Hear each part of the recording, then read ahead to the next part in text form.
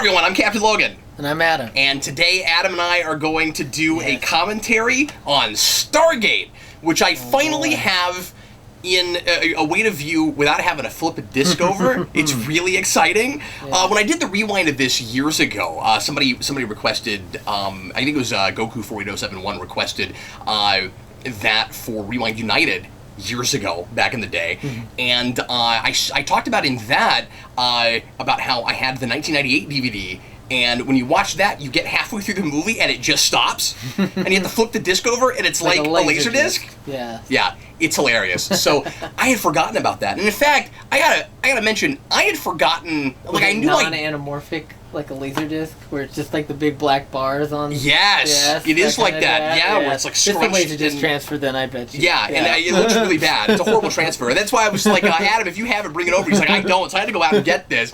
But what happened was I had to go back and re-listen to that comment or to that rewind because I hardly remembered anything I said in that, and this movie doesn't really. We'll make this as exciting as we can. This movie never sticks with me. I didn't remember what was in it, much less what I said last time. I'm listening to my rewind, going, "Oh, that guy made some pretty decent points." Yeah, so I had to go back and find out what my opinion is. Right. For me, once the guards and Ra show up, it all just kind of flows together as kind of a muddy mess in my brain of explosions and stuff. Like, I don't know exactly what's going on. Yeah, I really tune out at that point. And there's a lot of things I like about this movie. We'll talk about that. I don't mean to open this right out the gate dogging on it. But I think, you try to have historical perspective and try not to, compare things that come later too much to what inspired them. But part of the problem is,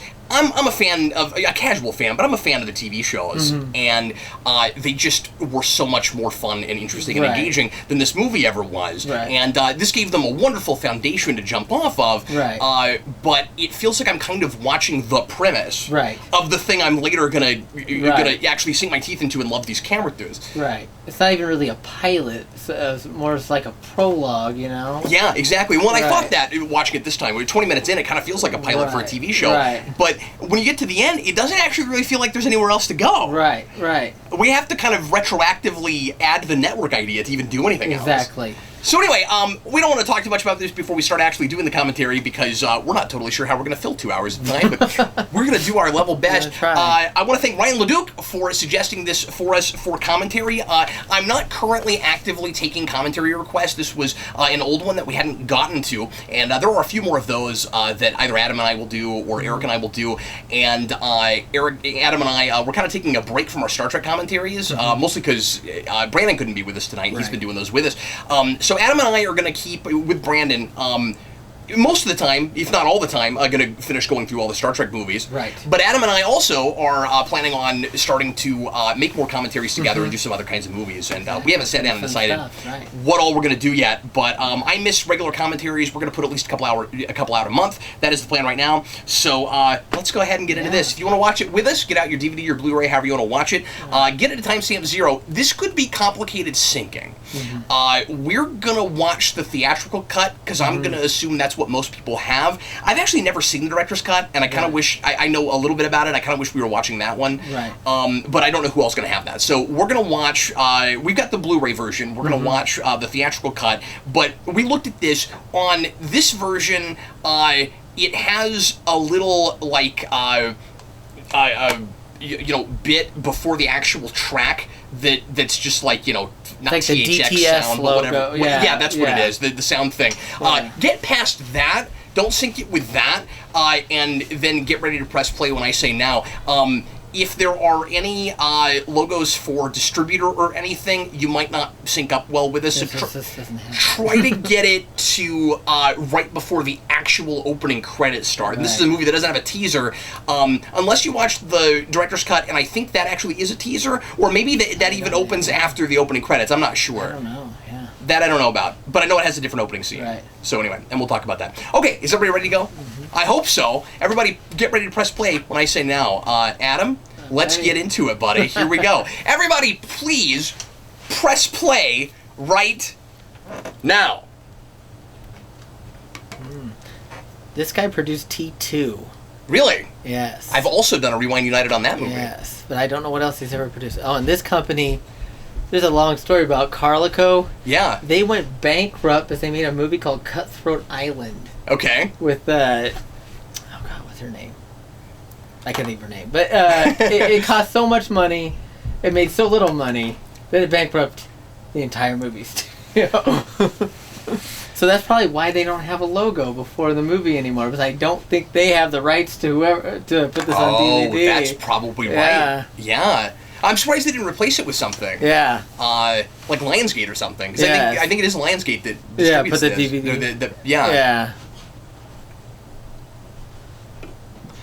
So this theme song is, of course, will become the theme for the TV show. Right. And it's wonderful. And I'll mention Leon Rippey later.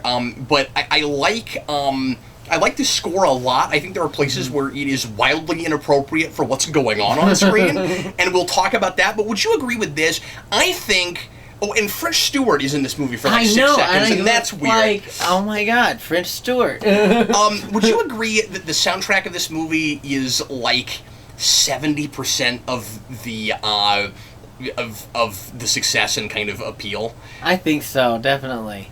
And I feel like, didn't they use this soundtrack like a lot, just in generic, like, background music for trailers in the 90s? Yes. I'm pretty sure they did. I remember seeing certain trailers when I was a kid, and they're having music that I thought all sounded the same, and then I found out that it was all from one movie. Right. And I wasn't sure if it was this, or Independence Day has a theme that sounds like another movie, but I don't remember what. But yeah, so Arnold, what's his first name? The guy who does the score for this, he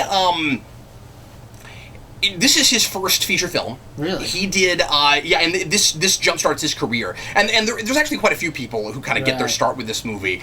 And so it's an important film for that reason, certainly. And he went on, of course, to do a lot of other Roland Emmerich things. He did Independence Day. He did, I think, 5 Bond movies. Oh, really? Yeah, he's had a real lucrative career. Wow. So do you know if Roland Emmerich had read Chariots of the Gods? I thought you were going to say any science fiction ever. That's what I thought you were going to say. The book that came out in the 60s that kind of was the book about ancient astronauts and all that stuff. I wonder if that influenced this. I would not be surprised. Yeah. He claims this is an idea he thought of in college. Okay. And that or at least the initial germ of it, the idea of like the aliens built the pyramid thing, and aliens influencing Egyptian culture. Right. His idea originally was there's a spaceship under a pyramid. Yeah. Wow. And what it is now is the pyramid is kind of a landing strip. Right.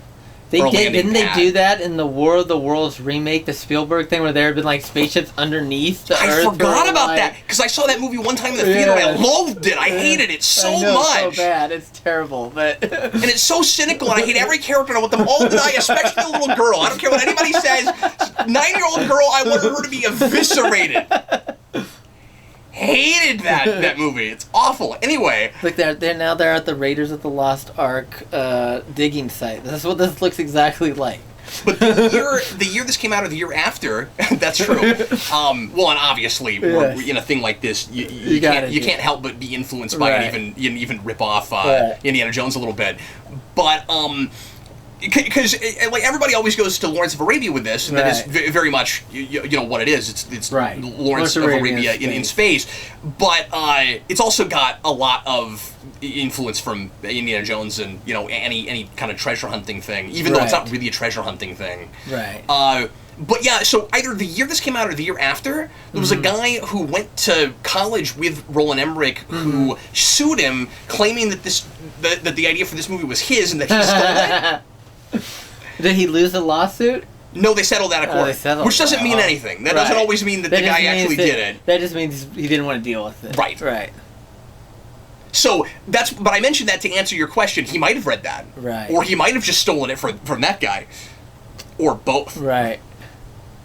Wow, this looks way, way better than the transfer I watched earlier today. I don't actually mean this when I say it, but I was just about to say, it might, like, the movie might gain an extra 0.5 on Superhero Rewind if only I was watching it right. A good transfer. Yeah. That makes all the difference sometimes. It really does. So, James Spader in this movie is basically that Ancient Astronauts meme guy. I don't know what you're talking about. You never seen that on the internet where the guy's like, I'm not saying it was aliens. But it was. No, that's true. That's really funny. I'm a little surprised, and maybe you don't do this just because it's. Well, actually, no. This would have come out early enough that it would have already been probably in pre-production as Jurassic Park's coming out. I was going to say, I think you'd go after Jeff Goldblum for this role. Right. Oh yeah, definitely. But you might also think, well, that's obvious typecasting, and you go straight from. The guy in Jurassic Park who is, telling us maybe we shouldn't be doing this to, and what's funny is he actually is sort of playing this role in Lost World, because nobody believes him about the dinosaurs. Right. So I guess I'm thinking of that as a similar archetype because of what's done with him later, because they're actually not the exact archetype. Right. The exact same archetype before that. Right. A very important thing to mention, of course, is that these characters, our main two characters in this, of course, unfortunately, neither really move very far beyond an archetype. Right.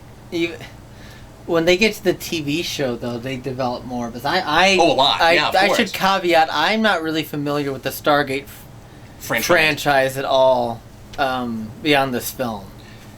Yeah, well, everybody has a lot more personality and a lot more dimension, and it's just the early days of SG-1 is very TOS. Okay. And it's like sometimes to a fault because it's so cheesy. Mm-hmm. And it gets away from that. It gets less that way as it goes along. Right. But it's kind of sometimes irritatingly optimistic. Right. It's taking its cues so hard from Star Trek. She just has a photo of his parents. That's kind of creepy. Yeah. Yeah, no, we don't... and this is another character I wish we did more with, because she's kind of manipulating him. Right. And I don't really know what exactly her MO is. Right. I don't know what she wants beyond just she's working with the government and she found the Stargate. And I guess she just wants to see what it does. Right. I guess it's like her dad's discovery, and she's been waiting. Oh, her dad discovered it. I forgot that. Yeah, she's been waiting however many years it's been. Yeah, well, 28 to 95. 95.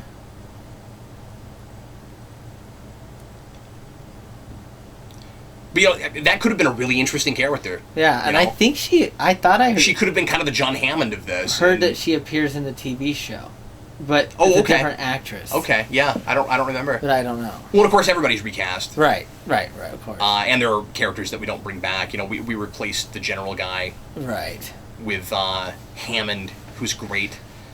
But yeah, the TV show is there's. Like I said, a lot more personality to characters, but also there's just a bit more of an edge to everything, and a spark to everything. So I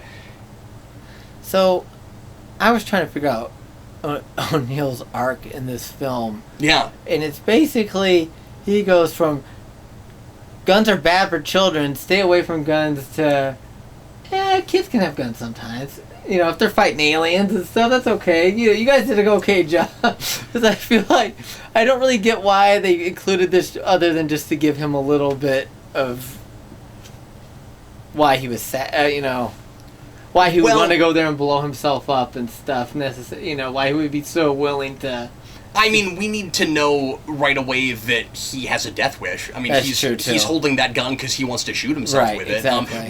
That was how I always interpreted it. That's how I interpreted it too. It's either a gun he's thinking about using on himself, or it's the gun that his kid killed himself with. Right.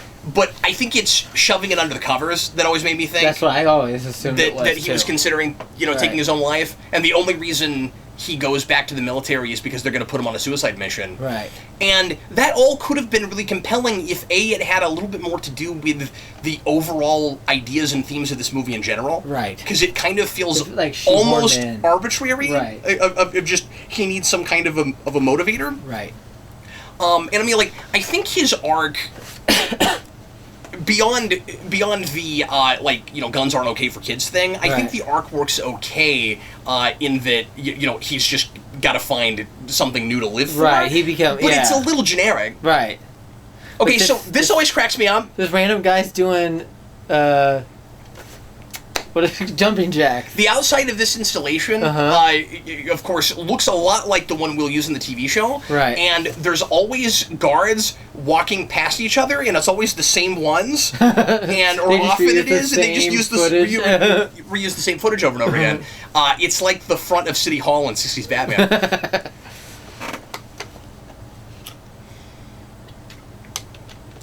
But yeah, there is a germ of the kind of dry comedy and wit and banter in this movie that we get in the TV show, but that really drives a lot of the a lot of the pacing of that show.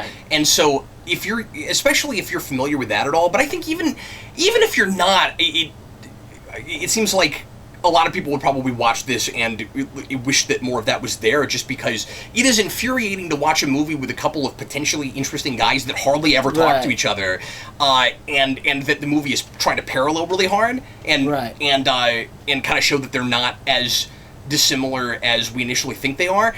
This is a thing that I thought of when I wrote that review. Has it ever occurred to you that both guys have the name Jack somewhere in their name? Oh, I didn't even realize that. No. Yeah. Yes. So you have Jack O'Neill and you have Daniel Jackson. Right. I don't know if that's on purpose, but it's kind of interesting. It's interesting. It is. That guy, I can never remember his name, but he's in everything. He's in everything. A lot of sitcoms. Yes. Now, this is the thing that I noticed, I was telling you about yesterday. Yeah. I don't understand why the Army or Air Force or whatever doesn't tell him everything straight out what they want him to do, because he just wastes like 14 days trying to figure out these things are constellations on this thing, which they have to already know. But they had to know. Well, they had to know it's not. I wonder if there's a place in the script where suddenly the story is different than it was before, if it almost retcons itself. Because, the only way what actually happens makes sense is if this guy is playing dumb and doing a great job at it. Right. If this guy that translated all of this was pretending to translate it wrong, because it seems two things. First of all, it seems like fundamentally in this scene we're supposed to think that they don't understand what the Stargate even is. Right. And then we'll find out that they've already erected it and they're ready to use it, and they want to go through it and see what's on the other side. Room with maps of the. But the other thing is, he crosses out gate to or thing to heaven, doorway to heaven, stairway to heaven. Yeah. He crosses out highway to heaven. Right. He crosses out doorway to heaven and puts in Stargate. And when we get to the scene where they try to activate the chevrons, people keep calling it a gate. Right. They've already. Now, it might be that they all get the memo from this scene and they're all suddenly calling it that, but I don't know if I buy that. I don't either. It seems more to me like this is just for the audience's benefit, so that we'll have a reason to keep him in the dark, so that we're in the dark, so that we can play it as a big dramatic reveal when we get to the Stargate. Right. Which is also kind of silly because the movie is called Stargate. And it showed the Stargate already in the opening scene. Yeah, so we've already seen it. We already know what it looks like. Yeah, sure. So, I mean, like, that would all be fine if the idea was they don't know what it is, and he's going to help them activate. And I think that would almost be a better movie. It might have taken a little bit longer to get started, but let them all be clueless, and then Daniel Jackson gets them to use it because of his innate curiosity. Right. And then it's partially his fault when things go south. I mean, that's a really interesting character arc for him. And we sort of kind of do that. The idea that he doesn't tell them enough before they go over. We'll talk about all that. Where he needs to know the order of the symbols, and he needs the seventh symbol in order to get back, and he makes them think that he can just easily dial back. Right. And he actually doesn't know how to do that. He's putting everybody in massive danger.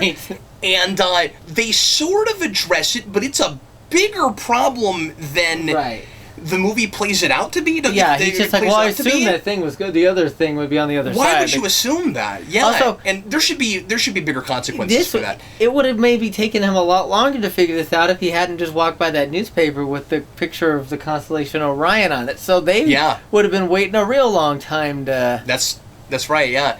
I mean, it would... Like with his character arc, it's kind of a curiosity killed the cat thing. Mm-hmm. I said that in the review. And that's okay if it's just about him, but he's also, like I said, putting all these other people in danger, and I don't know, it's a cautionary tale maybe about two things, and I don't know if it knows it. Right. You know what I mean? Where, like, being... Like having your curiosity and hubris and not being careful enough about things and not being humble enough about the mysteries of the universe, but then also trying to stop horrible things before they happen, and then because this is one of those movies where we accidentally give the bad guy the weapon. Right. And I don't know that ultimately it's getting at anything with all of that. Yeah, I don't with either of those ideas. Right. Yeah, see, so he says, so they couldn't solve in 2 years. Yeah, but they have. They have, and all he solves is the 7th chevron. No, that's very clunky. Right. He just happens. So, you recognize the general guy? No, who is that? He's a character actor. I've seen him in a few things, but the thing that I remembered most, I was racking my brain so hard. He is the country guy in the last episode of Season 1 TNG, Neutral Zone. He's the guy with the guitar. No. Really? Yeah, that's who that is. Way, no, I looked it up. That's who that is. Oh, my God. The guy that says... I don't remember what he says. A couple of low-mileage pit wolfies and help him build a memory. I don't know what that means. I don't either. That's the guy who gets Data to replicate him a guitar. Yes, that's the same and guy. he's in stasis, and he's with the banker guy. Yes, Frank Oppenhaus, or whatever his name was. Right, yeah. My portfolio is very big. They're a very important firm. Talk about some archetypes. Yes. Yes, I'm the angry gruff general. I'm the egghead scientist. One of the things I always like to make fun of the TV show for is how dramatic they always play getting the Stargate turned on. Because we'll have this, like, big rising music, and it's just some guy sitting in a room, right? But it's always really exciting. And to be fair, like, they always shoot it's really exciting. And it's like, Chevron 1, lock! Chevron 2, lock! And it's like you're watching Power Rangers, but no one's morphing. There's a lot of 90s movies where they just had, like, a bunch of, like, nerdy, kind of quirky scientist characters. You ever notice that? Oh, yeah, absolutely. And it seems like whenever we do it now, we're like calling back to that stuff. Right. Yeah.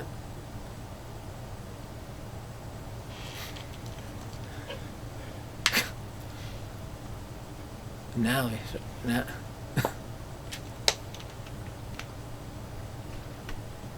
So originally, apparently, the Stargate was supposed to be jet black.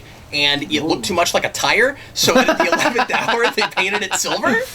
Yeah, that would be hard for all the symbols to show up on it, too.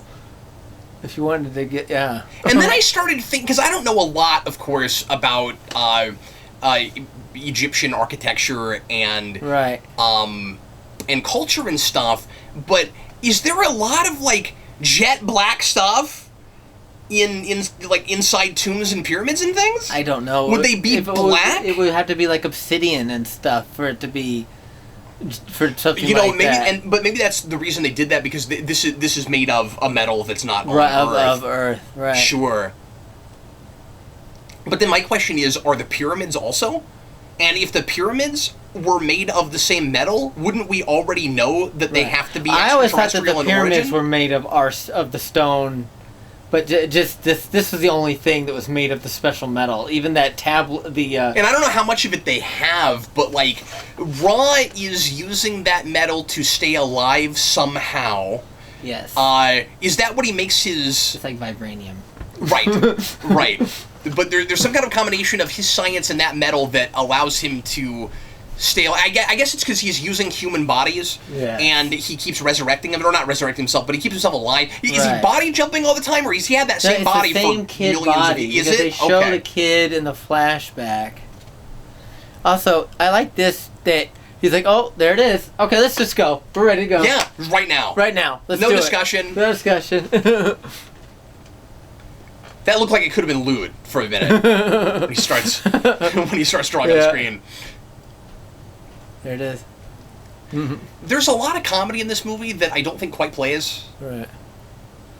Do you have that? Yeah, You're like, I'm supposed to be laughing right now, but I'm not really. Like when the guy's pencil falls out of his mouth and stuff. Yeah. He goes through to Chevron 1. It's locked. Chevron 1 locked. But we play this up so hard in the TV show. And like they've already got stairs to it, they know they're going in it, and of course we know that because there's a big reveal later that O'Neill is actually there on a suicide mission, right? In order to kill, or not kill, but destroy the Stargate if there's anything over there that might be dangerous to them, and so we should talk about this. We've not seen, like we said, the director's cut, but I read about this. There's a scene in that, and I think that's mostly what's changed. Maybe there's a little bit added here and there, but the opening scene of that is supposed to be about Raw and set up whatever it is they know, I guess. Right. And they find, what they have is, I've not seen it, but they find some smushed of those Horus Temple guards that tried to come through after they buried it, I guess. Which they really should have left in, so that we're anticipating all that stuff, right, and so right that we have more of a sense of what we're getting ourselves into, because I think, honestly, the movie would feel a lot less boring if you were like, oh, we know for sure that at some point we're going to have, like, these really kick-ass looking, you know, Egyptian guards, and they're going to have these, you know, staff weapons, and... Right. And there's also a scene right before this, I think, where with O'Neill, he's actually looking at that thing. They have it there in this facility. Okay. Yeah. Yes. Pencil. We get that shot in the TV show a lot. Send it a probe. Just looking at those guys standing behind the glass. This set is almost exactly what it will look like in the TV show.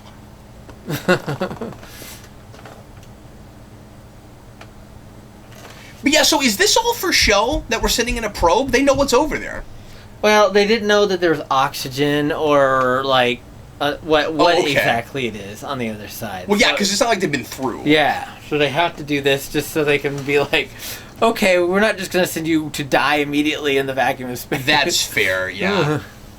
But yeah, so I'm curious is the whole reason this project even gets funded that they're afraid there's going to be an alien invasion? Is that the only reason they're going? Is it not scientific curiosity at all? I don't know. And then they must have been pretty confident in Jackson's abilities because they get O'Neill to come in. Like, he's going to solve this quickly and we're going to go in. So you better get your team all ready and stuff, I guess, because... That's really manipulative on the government's part, right? I mean, like, we know a guy who wants to kill himself. Right, so... We know he'll go on a suicide mission. We'll go, yeah. But yeah, that would make a lot of sense because O'Neill doesn't want Jackson anywhere near this. Right. And I want to think I mean, again, I don't want to read too much into things. This would be more interesting than what we have here, but than what we actually talk about and discuss here. Mm-hmm. But oh yeah, and that's a running gag in the TV show. Is past this, we just have like lengthy, complicated numbers for all the gates in the gate network. Yeah, but anyway, so it's. I want to think that this was on purpose and is beneath all this, but we don't explore it, so I'm not sure. I want to think that it's not just that at the beginning O'Neill doesn't think that that Jackson, because he says he's full of BS, right? Right. I want to think that it's not just that he doesn't think that anything Jackson's talking about is that, or that he really knows what he's doing, right. But that it's that guy is like, has his whole life in front of him, and he's so intellectually curious, and all of this stuff actually means something to him, and he just doesn't want to see a guy like that risk his life. Right. I want to think that's what it is, but we do not get anything like any humanity for O'Neill beyond, what we get right at the end of the film, right? I mean, this should have been... Stargate should have, to some degree, been Lethal Weapon.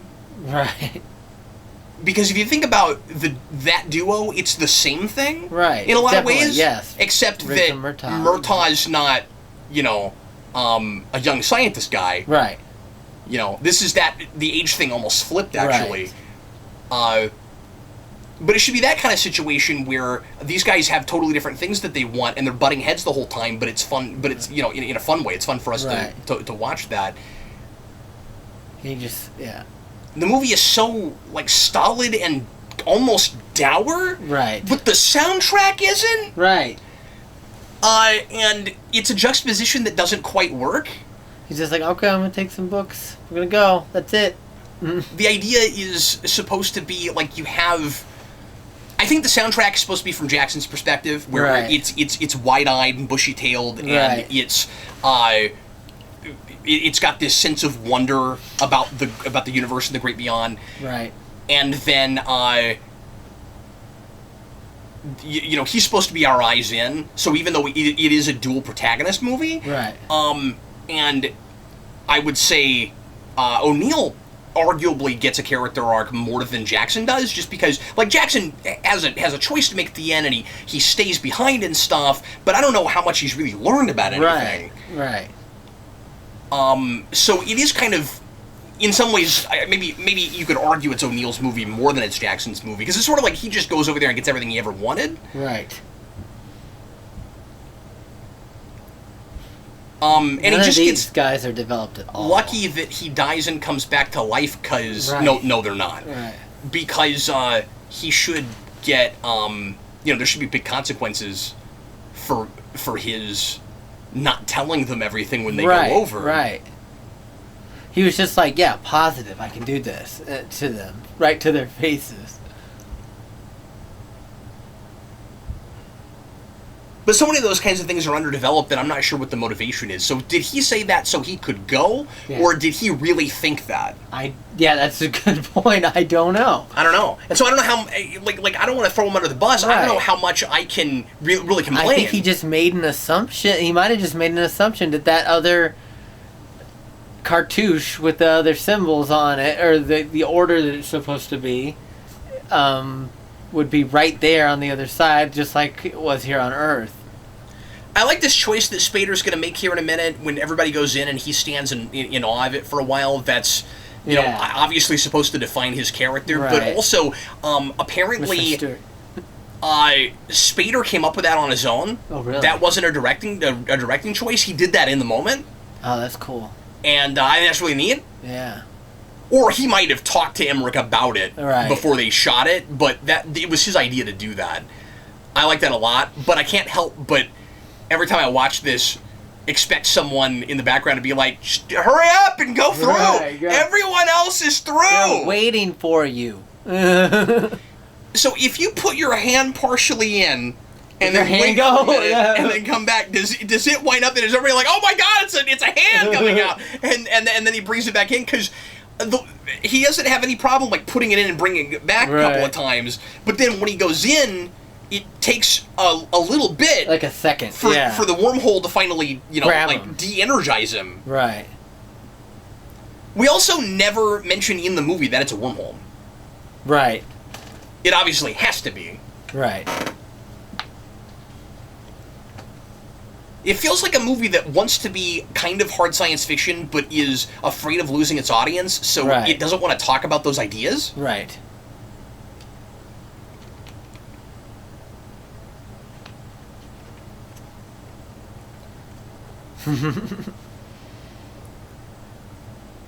And to be fair, at this time, it's understandable that it's a little bit trepidatious about this, about that kind of thing, because this movie almost didn't get made just because science fiction wasn't real big in film at the moment. Right. And do they use the same effect in the TV show? Like, yeah. Okay. Or at least it looks a lot like this. A lot like it. If not exactly the same. And this is all, like, really distinct and cool looking. Right. That's the frustrating thing about this movie, is that it's a mythology and an idea with the tech that's like really specific and distinct and cool and in its own thing. Right. In a movie that is otherwise kind of generic, just right. in how it's written. And Roland Emmerich really should have let somebody write this without him. Right.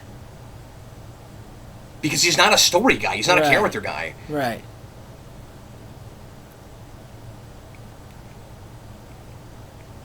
I don't know why they need the road flares.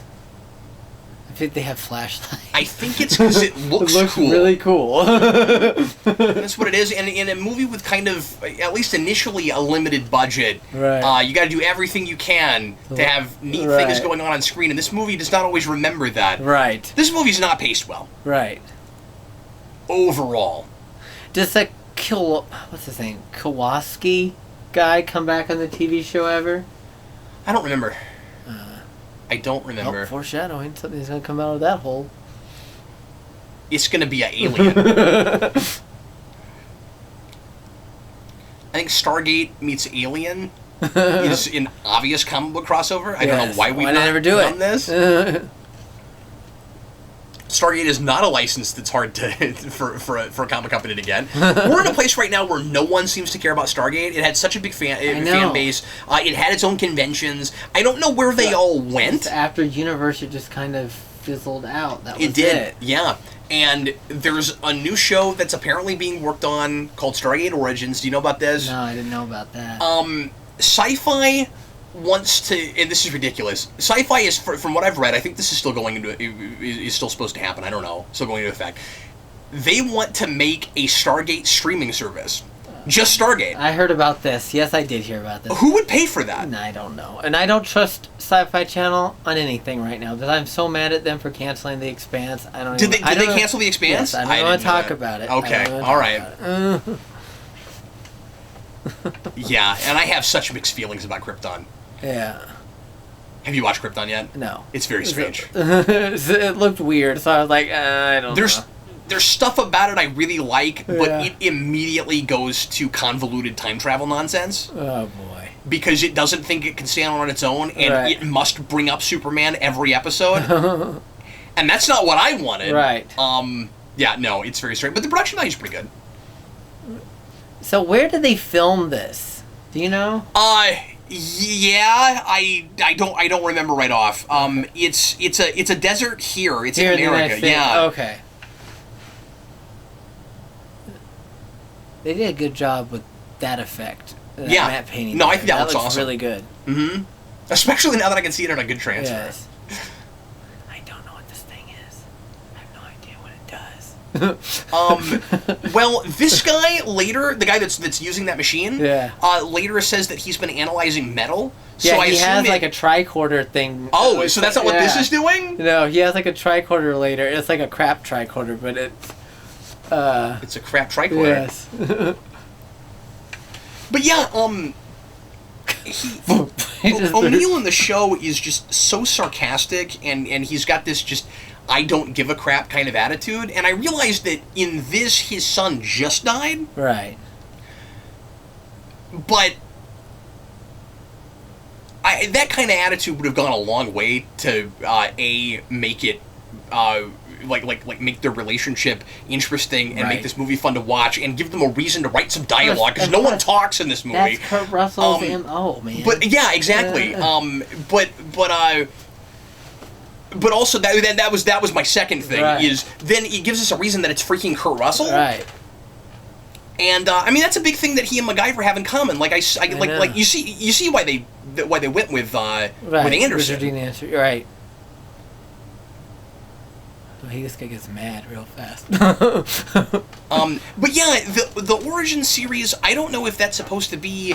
I think it's not supposed to be a reboot, but I've heard a couple people that are, Stargate fans say, I don't really see how you could do a Stargate Origins series and not contradict things. It's the period between this film and when the old lady found it back in 1928. I don't know what it would be. Which makes no sense. No. Because they didn't get it to work until now, so I don't know. Yeah, and then it gets really convoluted if it's like, well, we dug it up and we built it and we used it and then we had a conspiracy where we put it back under the sand. Right. But yeah, and I think that show is supposed to be online only or something. Okay. I mean, it was maybe it's supposed to be on that streaming service. So I guess that just means it's on the streaming service and they're not actually going to air it. But here's the thing: Stargate streaming, you can get every box set for like $9. I know. It is one of the cheapest shows to get into if you want to go back and watch that show. Right. So that means they'll take it off Hulu, but they have like all the shows on Hulu right Eventually, they probably, if they actually do that. But I don't see that streaming service lasting more than a month and a half. I don't think it'll happen. My wife made a great point when she and I watched this years ago to do that review, which was how would they even realize the gate is supposed to stand upright? That's a good point. I don't know. I mean, you would need someone to decipher all the hieroglyphs that actually knew what they were doing to tell you things like that. Right. I would think. Right. But immediately they haul it up in that opening. So this is thing. weird. Like, that was supposed to be a joke? Yes, he's being French Stewart? Yeah, he's being like was a high that school funny? bully. Yeah, he's like, I know, I'll throw a box at him. Like, that was his in the suitcase. moment. All his books now are out on the sand. Oh, that's right. That's right. But in the moment, it just seems like he's angry, and then it turns out, oh, that's like a joke they pulled on him together. Okay. This bomb is too complicated. It looks like it's something out of Enterprise, right? Dun, dun. Still not worse than Discovery.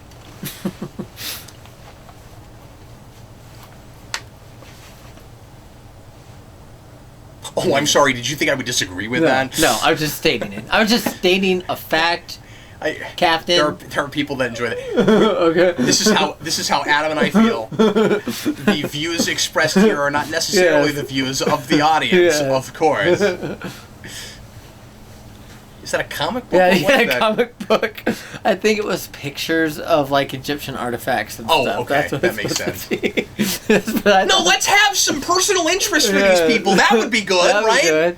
All you know is he likes candy. I don't know That's anything all about we know these people. about him. Yeah, and chicken. he has sinuses that flare up when he's around sand. Yes.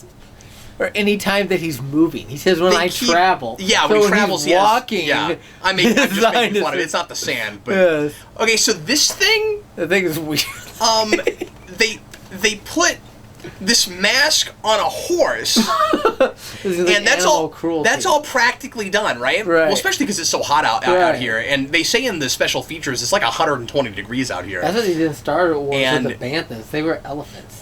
Oh, really? Yeah. So this is an actual horse. Oh my god. And I don't know how they do the head. The head later. I mean, is it an animatronic head? It's gotta be an animatronic head. It's like dinosaurs. Yeah, because I mean, this is 94, 95. There's very little CG in this movie. There's a little bit. Most of it's done practically, and most of it looks really good. Right.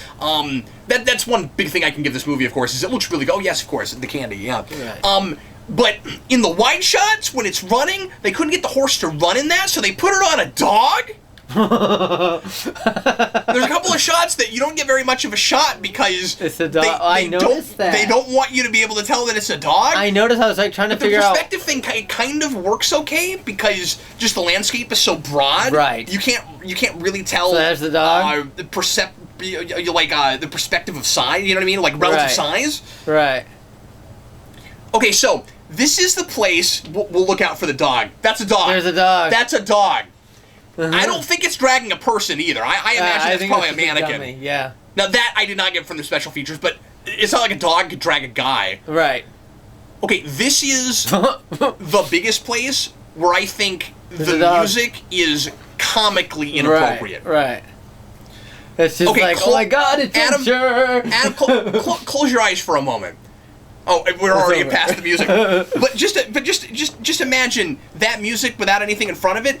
That's like a space battle or something, I know. It right? was like we're going on a freaking adventure. It was like that is the biggest, grandest place where we've used the melody for the theme so far, and it's like a bantha thing, like dragging Daniel Jackson behind it, right? Which is supposed to just be. I mean, I guess it's like, awe and wonder of the first alien creature we've ever seen. I guess that's what it's supposed to be. It doesn't work at all, right? And it really deflates the experience in the moment first time watching this, because it makes you concerned.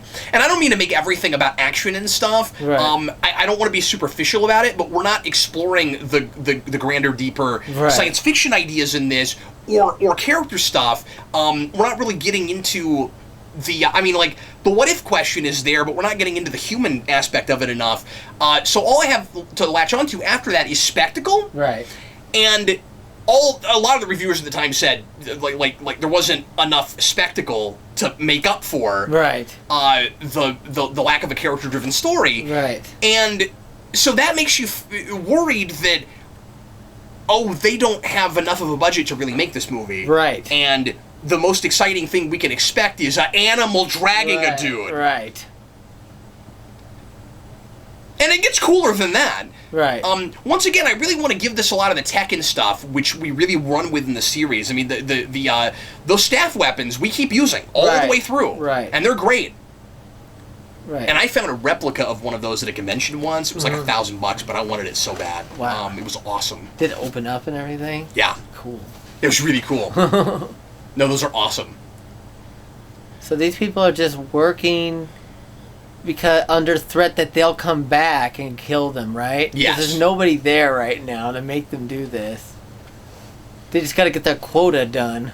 They're like, so Ra's basically like the mafia. Yeah. Because it's like, here's my protection money. Well, but also they think he's a god. Right, that's true. And so it's more like a pantheon kind of thing, or not even a pantheon, because he's the only one, but but it's sort of like the gods will come down and smite us if we don't do what they're doing. So they probably think that Ra is up on high watching them. Right. Well, and they think those other guys are gods too. Oh, do they?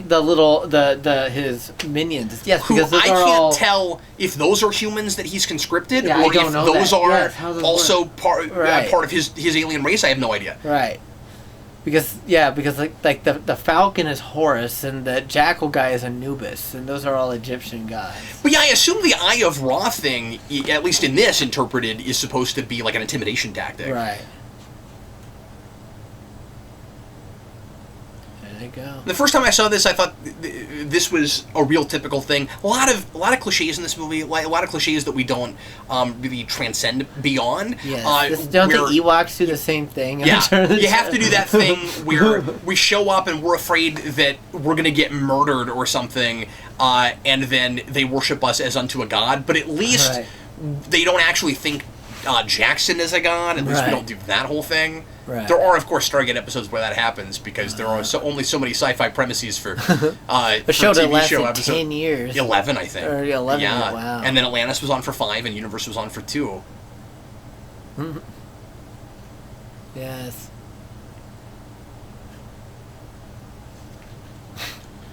The ancient Egyptian gets really tedious.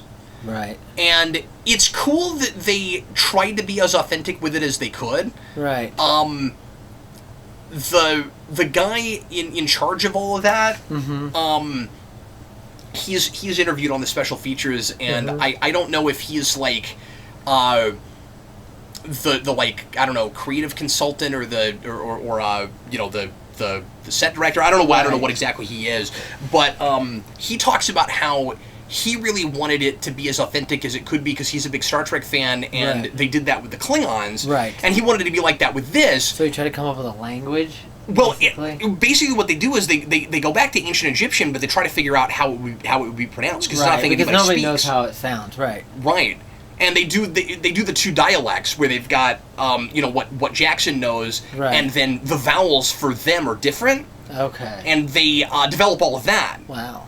and they try to be like totally authentic with it, so that if from that guy's perspective, if and Emmerich, if hopefully we end up with big fans of this movie, they'll watch it a bunch and realize that that's all consistent, and that we've got this mythology that makes sense and is living and breathing and stuff.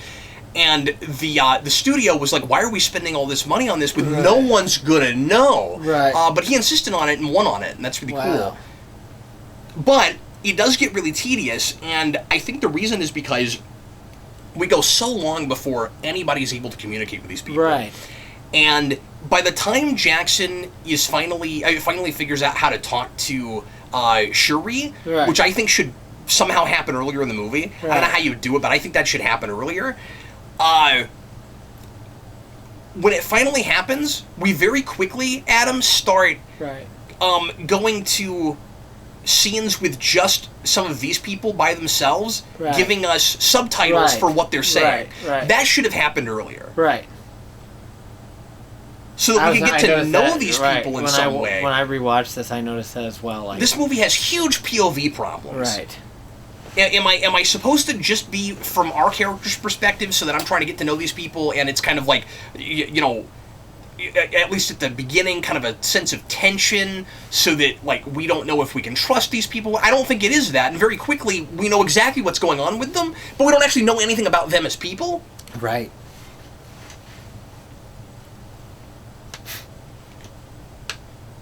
See, that's another thing that's like supposed to be funny in the moment, but just isn't really.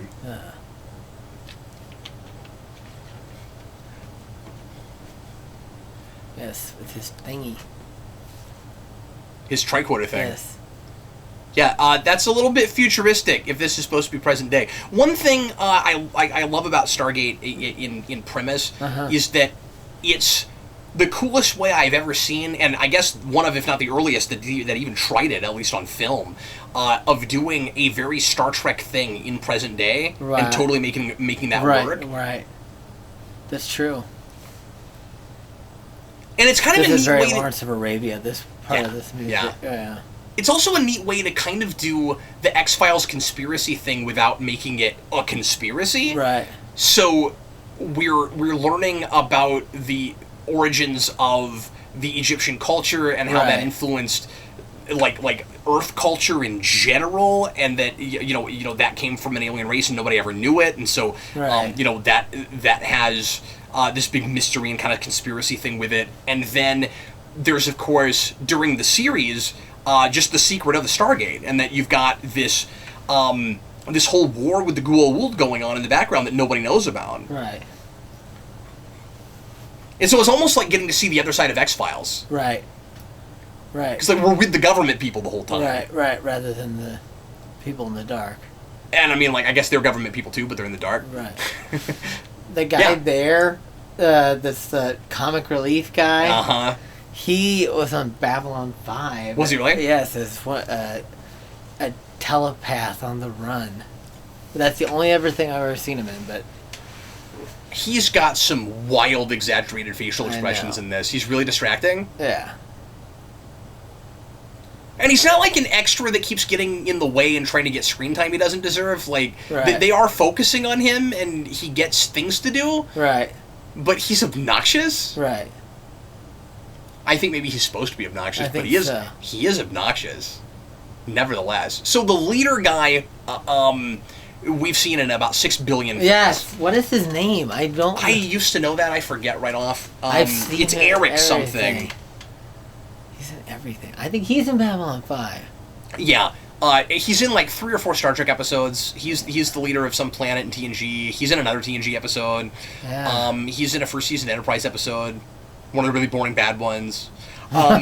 He's in Heroes. He's the... What is it, Mohinder? He's Mohinder's father in Heroes. And he's Elektra's father in the Daredevil movie. He's just in a million things. Oh,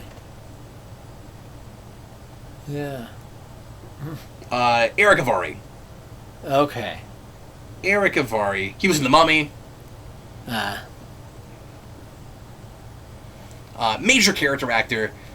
And I like to think of him, I've always called him, like, ambiguously foreign guy, because he's played, like, A bunch of different 50 races. ethnicities. Right.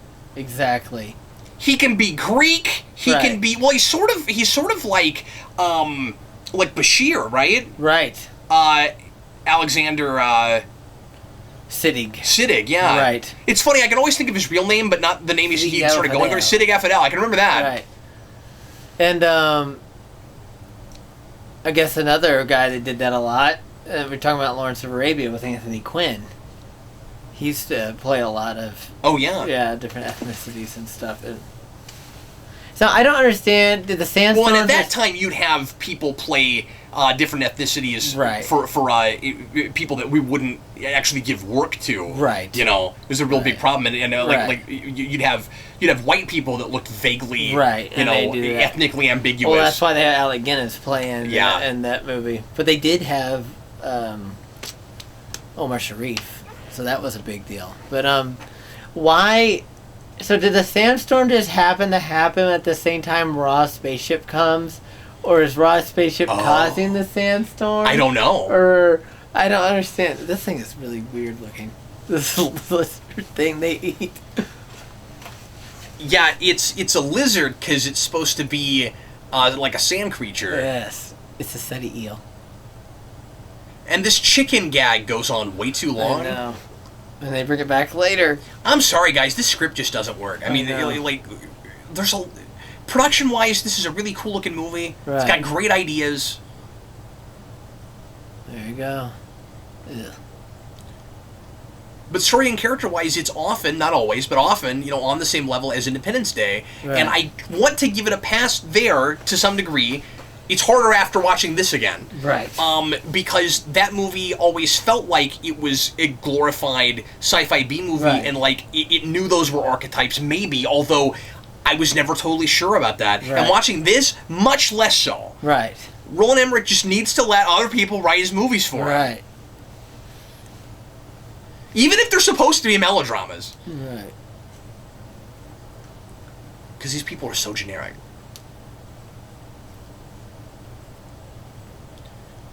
Eventually, when we get to Raw, I'll talk about the million questions I have about Raw. Yes.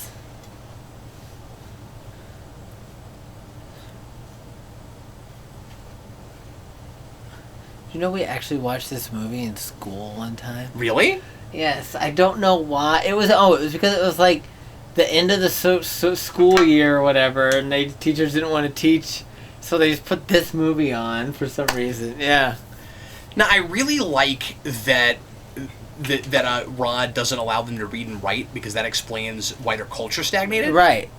For 1,000 years. Because otherwise, this makes no sense. Right. Longer than that, 5,000 years. But so I am a little bit confused about this. Did he, or is this mentioned and I missed it? Did he, you know, at like the time of antiquity, take a bunch of humans through the gate? Yes. Is that what happened? He took them to the gate, to this and planet. And then had them procreate? Yes, it's called Abydos. Right. So that they would mine this orb for him to keep him alive. These combs are so weird. They're like jawbones of weird lizard animal things. I mean, I assume that's what it had to be, but I just couldn't remember if they mentioned it. Yeah, they do in that scene where they talk about the uprising and stuff. Yeah. That lady has Guinan's hat in Star Trek Generations. Yeah. Now, I think Spader and this actress have chemistry. I like them together. Yeah. It is that real typical love at first sight for no good reason kind of thing. They kind of fall in love because they can communicate the end. Right.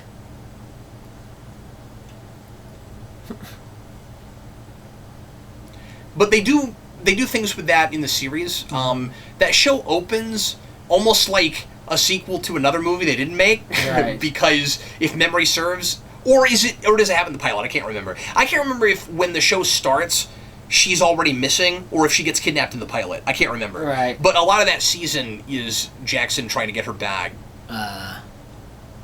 And I think they go... I can't remember. It's been too long since I've seen it. I think they go back to this planet and they pick him up. Right. I think... Yeah, they do too. Have you ever watched that? I think I've seen the pilot episode. Okay.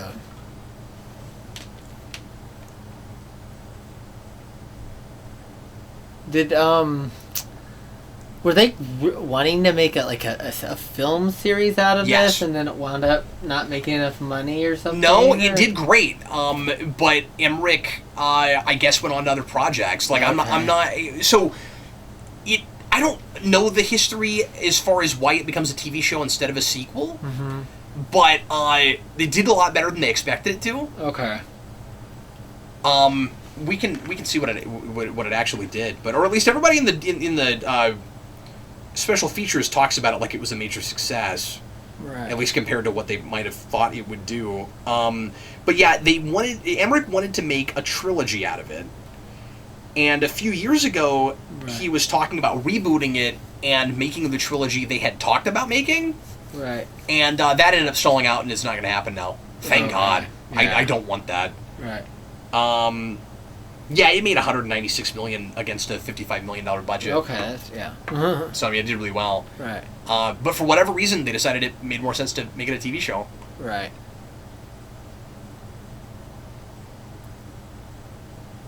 So for someone that's not allowed to read or write, she makes a really good circle. Right. She should have a hard time with a circle. Right. Right? Right. Maybe she practices a lot when no one's around. Right. She practices her circle drawing. Right.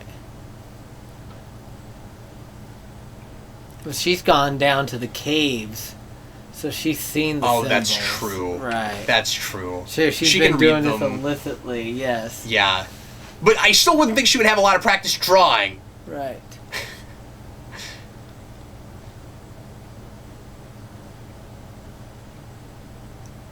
French Stewart. I mean, I guess it's endearing that Daniel Jackson doesn't take advantage of her. Right. I'm trying to give these characters everything I can give these characters. Right. And all these guys are going to die, so who cares about them? That's true, but we've had enough time on screen already where we could have given each of them a smidgen of something to make them memorable, so it would be sad when they went. Right, I know, exactly. I can't even tell you remotely the number of people we I don't even know. They all look the same. Is it 12? Is it 16? I don't know. But all I know is that the only ones left at the end are Jackson, O'Neill, that Kowalski guy, and French Stewart. French Stewart. Those are the only ones that are left. Uh-huh. And this would have been either right before or during Third Rock, right? Right. It would have been right before Third Rock. I think Third Rock premiered in 96. Yes.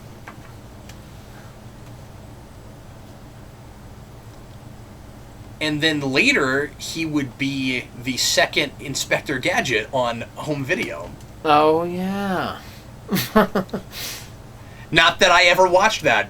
Look, it's a piano in the sky. Yeah. Did you see it? It looked like it had white keys and black keys.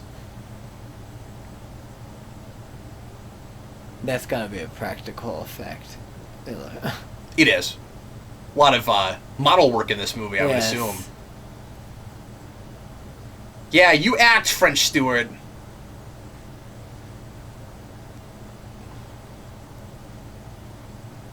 So just... Yeah. No, the TV show in so many ways grabs onto stuff that is kind of hinted at tonally in this movie and runs with it and ends up looking like what this movie might have thought it was. Right.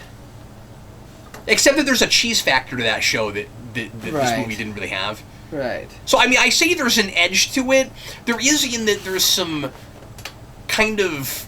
I don't know how to put it. There's sort of some envelope pushing in that it goes places that, like, Star Trek would never go with characterization and stuff. Right. It subverts a lot of expectations. Right. But it is really preachy and messagey, at least in that first season or two. Right.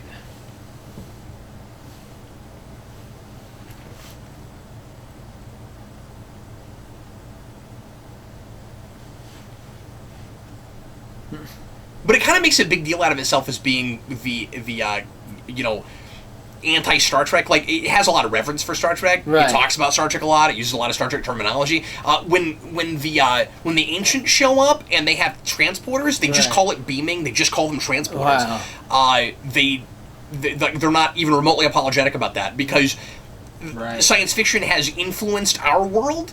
I mean, it's influenced their world. Right. So they just call things what we would call them. Right. It's really cool. That's neat. But it is the anti-Star Trek in the sense that it knows that TNG is has just ended, and that show had a reputation for people like always having to get along and stuff. Right. And so they really double down on people fighting, arguing, on interpersonal conflict. Right. See, these guys. And of course, it's not a futuristic utopia. There's no reason it wouldn't have that. So these guys are dead because all they did is get hit in the head, is what it seems like to me. But he lives. Oh. I don't understand. Yeah, was there any follow through? I don't know what happens later. That shot's cool. That's legitimately cool. Yeah.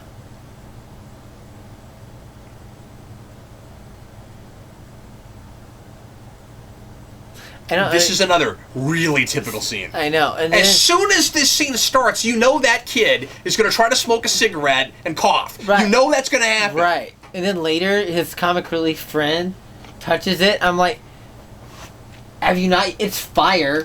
There's like 20 fires around you. Okay. How do you not know what's going to happen? So I knew you were going to say that. And here's my rebuttal. I was prepared for this. I want to think that it's that he doesn't believe it can actually really be fire. Be fire, okay. Okay, I guess that makes sense, yeah. Knew you were going to say that. Because I had the very same thought at first, and I was like, well, maybe there's an explanation for why you were doing that. Because, yeah, then they pull back and they're surrounded by torches! Yeah. You are pulling off that flat top. He is. So I was watching this earlier in preparation, and Erik comes upstairs and he walks through the living room and he goes, oh, look, Ultron is talking to Ego.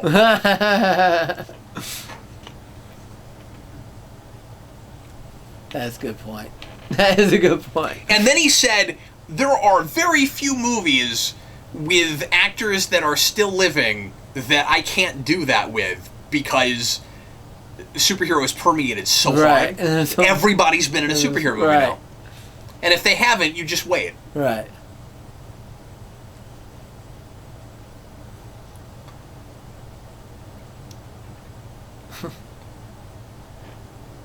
Don't touch the gun.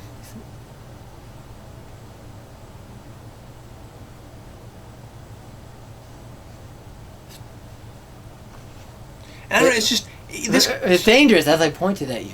That's a good point. This can't be your only prevailing character trait, right? Right. Like, it can be your motivation, it can be the thing holding you back. Right. We need to know... We need to get a better handle on this guy. Right. Now, this doesn't make any sense. She's seen the stuff. Does she put all those rocks back? So, like... Oh. Yeah. Well, maybe she did so that nobody would know she was going down there. Nobody knows she was there, but it seems like it would be hard to do. And if I'm right, and they think that their gods are, like, looking down on them and watching all the time, she does not believe in any of that. I think, that's what I think. I think she's like, this is all BS. Why are we doing this? Yeah. Well, and I guess I'm being somewhat unfair.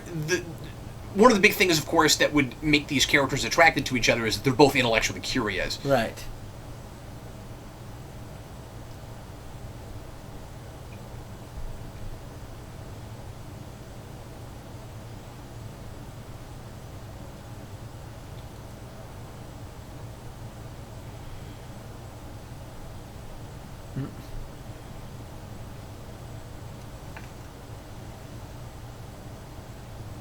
Nechayev? So he basically uses this as like a Rosetta Stone for him, basically. Yeah. He's picking up the patterns in how she's using vowels. Right. To figure out what the vowel system is. Right. And then he can speak it. Right. Now, I do like that once he can kind of do it, he still isn't always right. He makes mistakes, I think. Right.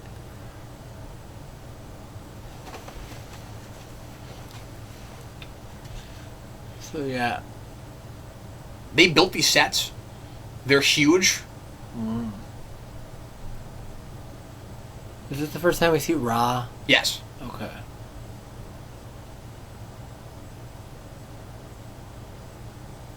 Yeah, he's in his staying alive chamber. Right. His staying alive chamber. Uh-oh. Wow. That's his Lazarus pit.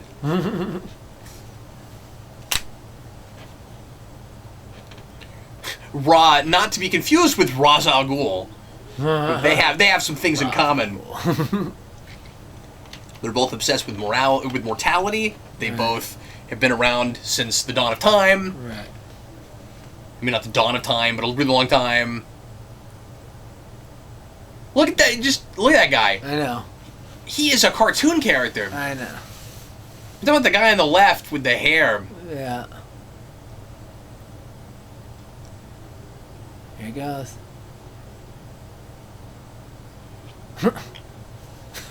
The place where he drives me There craziest is that scene we'll get a little later where it's like oh, husbands aren't supposed to do that kind of work. Ha ha ha! Oh, yeah. Drives me crazy. Now, this set is really cool. yeah. What were you saying? I was gonna say, I think some of the reason why he exaggerates. I don't know if it's.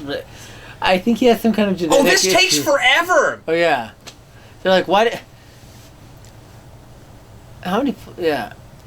We have so many scenes like this that pad this movie out. Right. The story could have been told in like 40 minutes, and in that way, it does feel like a pilot. Why do these charades? Yeah.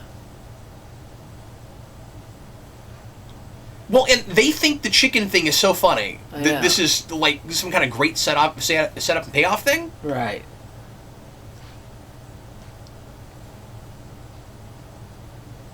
Yeah. And like I do applaud the movie for being as realistic as it is, I guess, about the difficulty with language, but the language barrier. Right. But it's tedious. It's boring. Yeah, hilarious. I know. And if our characters would just spend some time talking to each other, and we get some downtime with them, then maybe I wouldn't mind that stuff as much. And like, I can see the argument. Well, there's no way around it because O'Neill is so depressed and he's so isolated and on his own. He's not going to want to talk to people. And you know, there's that music again with that thing. Yeah. Why are we doing that? It's the theme of the film.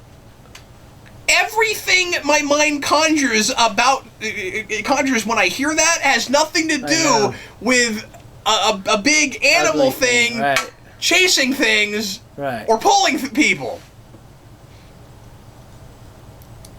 But like, I don't mean that he has to bare his soul already or anything. It's just there could be some communication.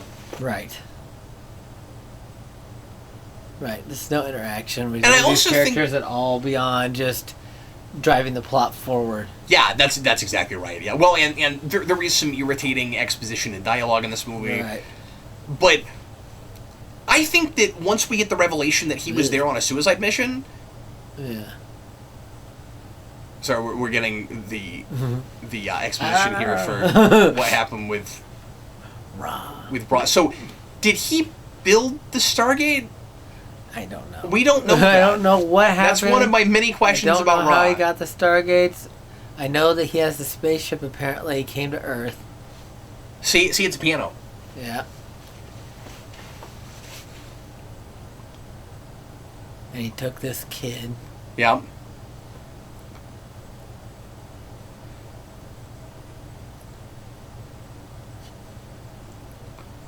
So see, this is the curiosity killed the cat thing. Right. I made the case in the rewind that they're trying to do a parallel with that kid and Jackson. Jackson, right. Oh, that's interesting. He does call Ra a parasite in this. Right. But it's not like a Yerk type parasite. No, it's not. Or a city eel or whatever. Yeah, it's like his whole body is somehow inside the body of the kid, because at the end that kid's body goes away when he's when the bomb's about to go off and stuff. So I don't know. Yeah, they do it almost like when you see somebody's skeleton inside them, you know? Right. So then they buried the tablet back on Earth. I mean, the gold thing is way cooler and way creepier. Right. But it kind of, is a definite retcon.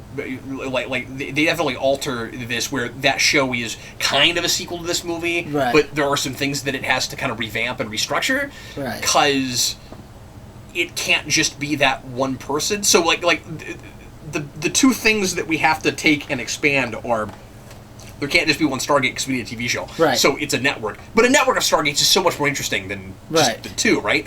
And then the other thing, and in that you even have space gates and stuff. Right. And it's funny because when I was a kid, I always assumed there's got to be more but than also one of that these there's gates. a whole... Right. And then the second thing is, there's a whole race of these guys. Right. Right. That are all parasites and are able to do this. Oh, okay. Did you think that when you first saw this movie, that they can't just be this one gate? There's got to be like a bunch of other... I don't know, because I don't know if I saw this movie before the show. Okay. Oh, this movie also has one of the coolest pinball machines of all time. I've never seen it. It's great. So I don't know if it's this scene or where it is. Mm-hmm. I read somewhere that there's a place with silhouettes. It's got to be the scene, but it doesn't look like it here. Mm-hmm. There's some place somewhere in this movie where they use like stick figures from far away instead of actual people. Oh, really? Yeah. Well, I don't know where it is. That matte painting also looked really good. Yeah. Apparently they had to shoot a whole lot of this movie at Magic Hour. Right. It seems like that would make your shoot take way longer, because you'd only have like 20 or 30 minutes every day to shoot certain things. Right.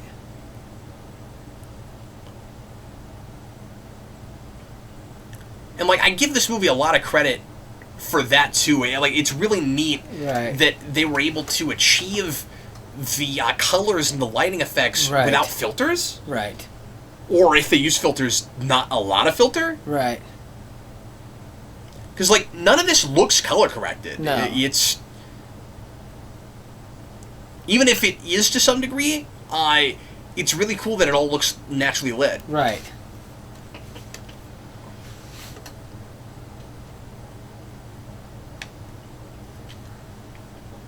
That's the thing. I think Emmerich is a really competent director. I just wish he wouldn't write things. Right.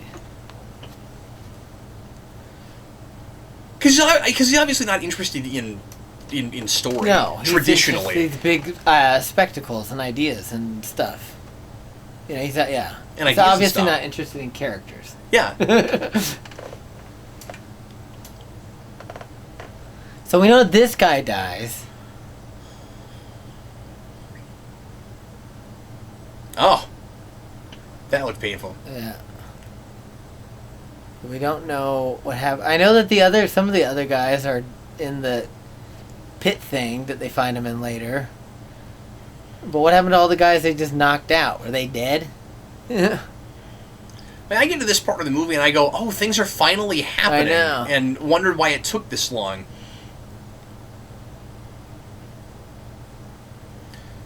I just don't think there's a natural escalation. Right.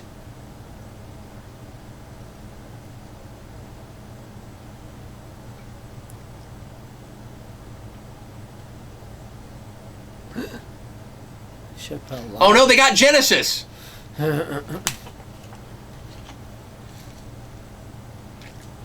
This was another really neat idea that's very unique to this movie. Yeah. The primitive transporter. Yeah, it's like a bunch of little gates that come down. That's a good point, that it would be the same... Is it the same technology? It can't be, right? I don't know. Wait, are we creating micro wormholes? Maybe, I don't know. I mean, why would you need several? So, I never thought of that. That's interesting. Right. I just always thought of it as like a primitive transporter, where it's like we can't beam onto like a pad or something. We have to have like stuff around you. Right.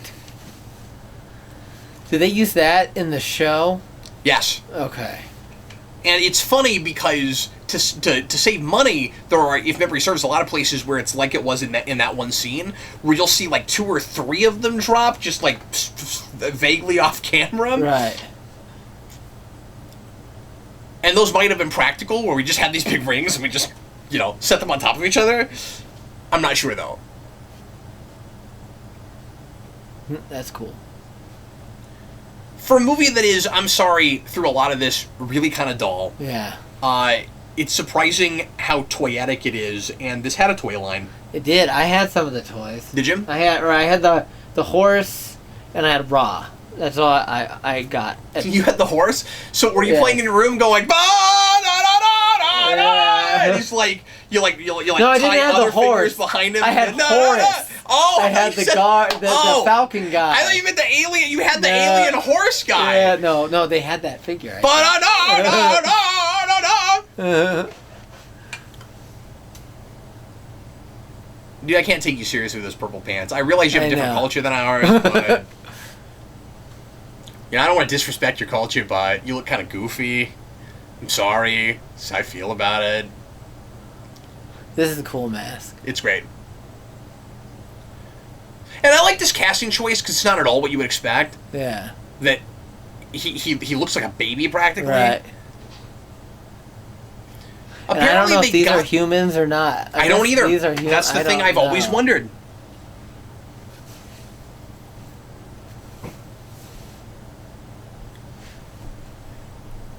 But again, what they do in the show is they make them all humans with ghouls in them. Right.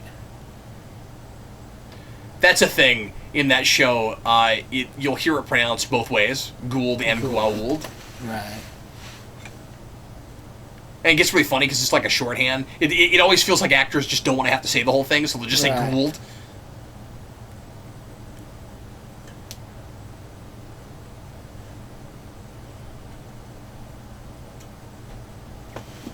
Bum, bum, bum. Yes.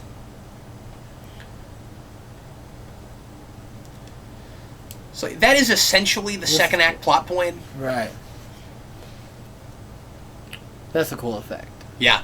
And it looks great. Right. We can make that look a little more seamless now, but it's not bad. Right.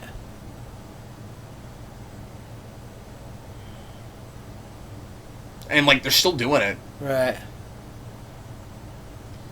The eyes are weird because they look animated over. Right. But the rest of it looks great. Right. There's something a little bit Roger Rabbit about that part. Right. But... And I talk just like this! How old do you know that movie? I haven't watched that movie in a long time. That movie traumatized me as a child. Did it really? Can I make you watch it again? No, because... No, would you watch it again? Yeah. I've been wanting to do a commentary on that forever. When he puts the shoe in the turpentine. Oh, yeah. No, it's horrifying. That made me really upset. Oh, we're going to do it. Brandon and I have been talking about doing a commentary for that for a long time. When I killed your brother! Uh-oh. I can't do a Judge Doom impression without it just coming out like Bubbles from Powerpuff Girls. I can't do it.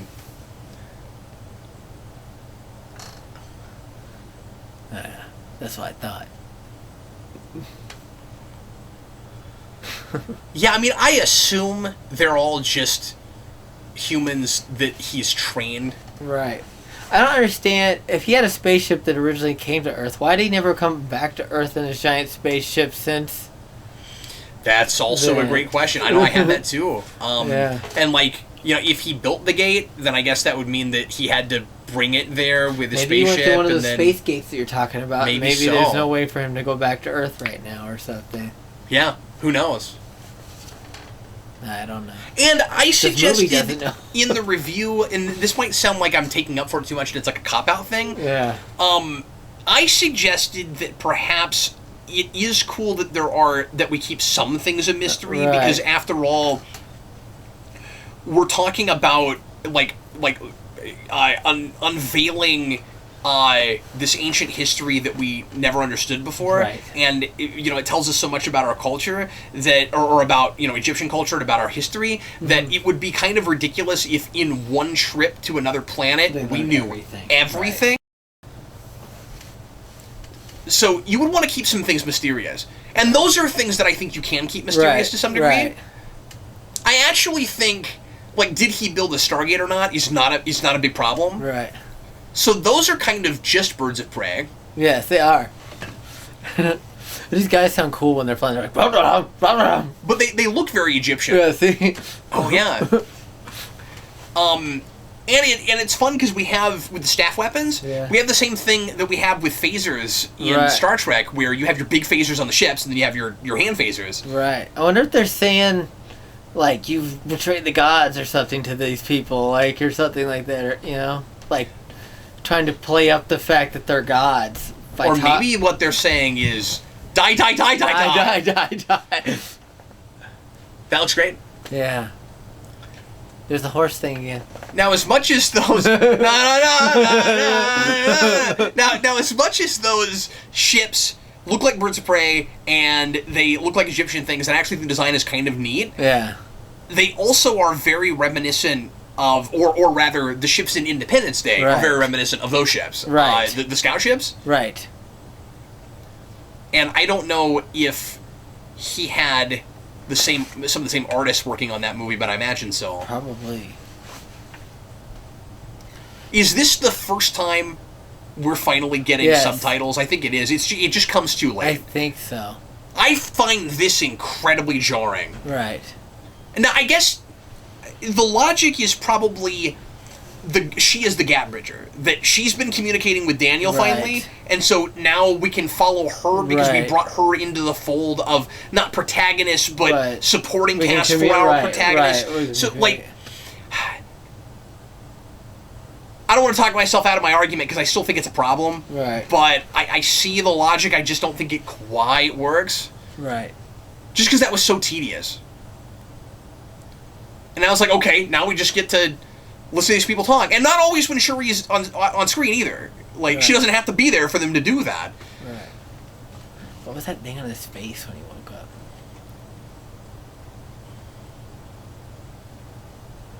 I think it took me a couple of viewings to realize that he actually died. Yes.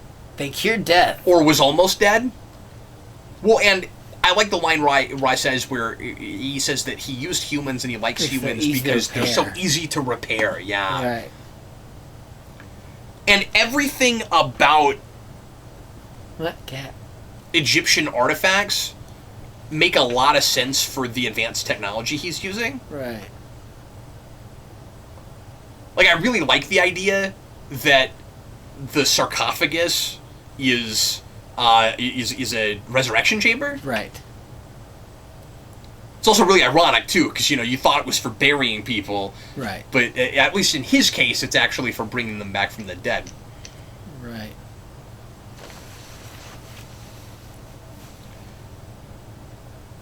But the way it reads on the wall is like he's just this... Is that, like, he's just this stray alien running off by himself doing all of this? And it's like... Did he have all this technology at his disposal, but was, like, an outlaw or something? Right. Or, like why aren't more of his race also doing this? Right. That's one of the many questions I have about Ra.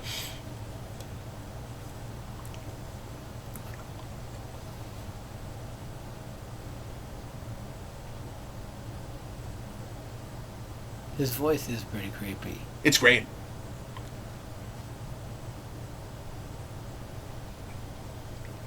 And we more or less continue to use that effect in the series.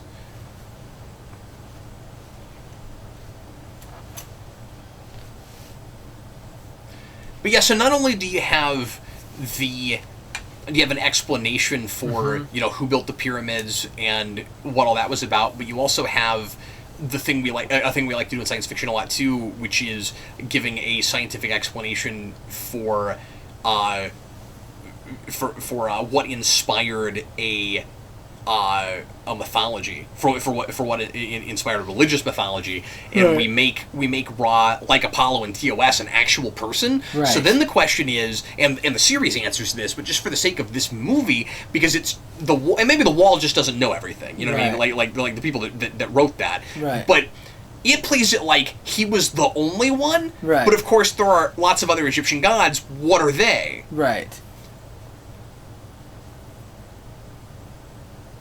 Like, are they all made up, inspired around this one guy? Like, it feels like that. Like, that's what it feels like in this movie. That because his minions are all dressed up like those other gods and stuff.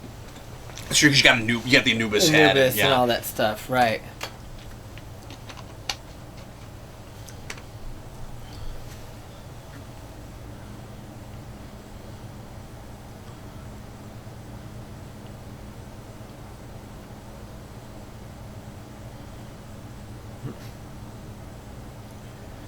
They cast this actress at the 11th hour. Really? Yeah, she had sent in a tape, and they had looked at a bunch of other actresses and couldn't land on one, and like they were going to start shooting her scenes on Monday, and it was Thursday, and they didn't have an actress yet. Wow. And she was working at a restaurant, and really? Her agent calls her up and is like, "You're in this $50 million movie, apart from Kurt Russell and James Spader, get on an airplane." Wow. And that's really cool. I've seen her in one other movie. I can't remember her name right off. It's an Israeli name. Yeah, right.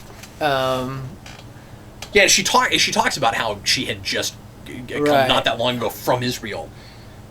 She's in the movie Dead Man with Oh, okay, I've never seen that. Johnny Depp. Mealy Avatar. Oh, right. Briefly in that film. She's still acting, but I haven't seen her in anything recently. But yeah, this was her first big role. So why? How did they convince him to do this? I wasn't to try to kill them. It feels like there's a scene missing. I don't understand why he would agree to do this and stuff, and then at all. My assumption was always that if he didn't do this, Ra would kill everyone. But I thought Ra was already going to do that anyways. Put the bomb back through the gate with the ore. Well, I mean, like everyone here, like the civilization. There. Like he'll kill his own people. He did say something like that. Didn't he say something like that? Yeah. How did Ra not notice the thing with the mirror? Yeah, I don't know. He wasn't paying attention. That thing, the thing over his face is just like, eh. And see, I can understand using the main theme and this rising music now. Yeah. This music isn't all majestic. It would be really cheesy if the whole movie sounded like that. It does get to some really good sinister places. Right. That's very James Horner-y right there, that part. Yes. That's absolutely right. Right.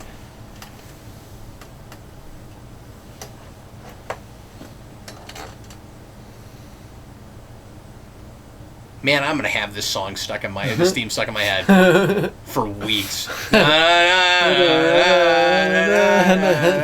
and when I binged the first season of SG-1, it was like that. It's a long intro. Yeah. That was, during the time when we had 2.5, 3 minute intros. Right. Yeah, maybe they weren't that long, but right. Well, now we're back to that again, though. But now they're like these real elaborate. That's right, especially with the Marvel shows. Yes.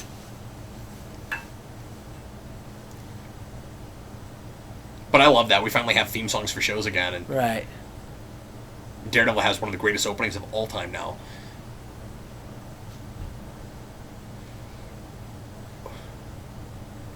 Whoa, he's like coming alive or something.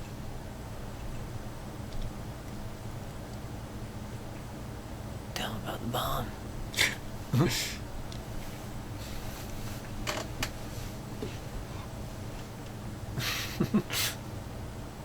That's Ultron. So, I mean, like, I know... Why don't you just tell him about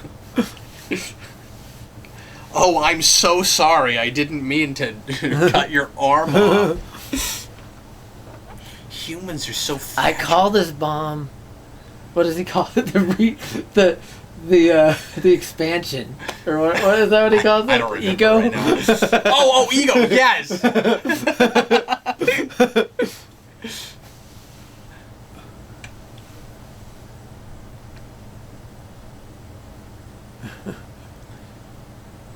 But yeah, so like just me, I'll understand. So you said off camera that you thought it was weird that they don't just tell Jackson that they're planning, they're doing this plan, but to be like with the bomb, but to be fair, like they don't tell the entire expedition. Right. Well, like, they shouldn't nobody tell knows it. They shouldn't tell him the bomb part, but they should tell him at least. I meant they should at least tell him how far along they had gone in deciphering the gate and all that. Because if they tell him about the bomb, he's not going to go. No. Yeah, they shouldn't tell him about the bomb. At least from their perspective. Yeah. Yeah. Because it's kind of two separate missions. It's that compartmentalization thing, right? It's that shield compartmentalization thing where he needs to think they're there for one reason, so that they can use his skills. Right.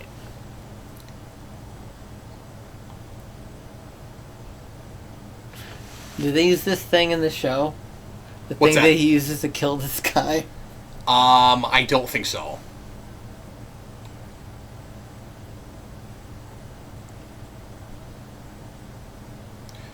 But another big question I have is, and they deal with this obviously in the series, is how exactly they're dialing the gate. Yeah, like, what don't they have powers to, like, it? How do they move it? And stuff? Yeah. Especially on the other side. There's a dialing device in the show that's sitting right next to each of them. Okay. There's like a console. Okay. It's called the dial home device. Okay. Yeah. And sometimes they'll have drama over like the dial home device not working, or they'll show up and there isn't one, or whatever it is. Right. But yeah, this is a conversation I wish we could have had earlier in the film somehow. Right. Only because I've been so impatient with these guys. Like, we could naturally build to that if I was more interested in them, and if his, death wish didn't feel as kind of, I don't know, obligatory as it does.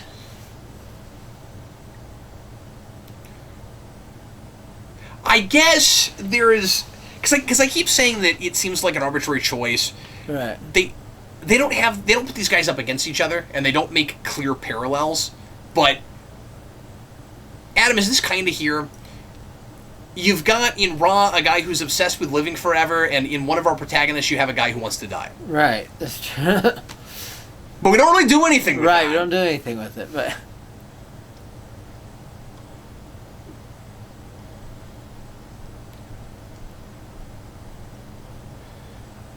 And so, like, you've got a guy with like a sense of grand purpose that wants power, and he wants to, run everything, and he wants to live forever. And then you have a guy that wants to live and comes out and says, "I don't want to die," who is really curious about everything, but has no real sense of direction or purpose. Right. And then you have another guy with no sense of direction or purpose because he's lost his, who would be happy to be shot right now. Right. So that puts Jackson as like the midpoint between them. Right. So Freddie was watching this movie with me, and he came in, my 3-year-old, and he came in almost like right at that scene, and he was fascinated by it, and things like that do not scare him at all. I was like, Freddie, I don't know if you should be watching. Him just staring at, I don't know if you should be sitting down watching right at this moment. And he just looks at me and says, "I love this movie, Dad." And then the other day, Jason says, my 8-year-old, Jason says, "Dad, I want to watch Poltergeist again." Because I let him watch Poltergeist for Halloween last year. Did I tell you about that? No. And he loved it. And he goes, "I want to see." Like, I worry that I might be not raising my kids quite right, because he goes, specifically, the reason he asked was he said, "I want to see the scene where the guy claws off his own face again."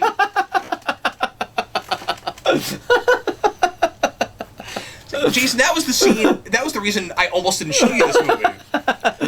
He goes, goes, no, that was great. So that's how it was when I watched Raiders of the Lost Ark the first time and all the Nazi faces melt. I was like, whoa! Yeah, Sarah really wants to show him Temple of Doom.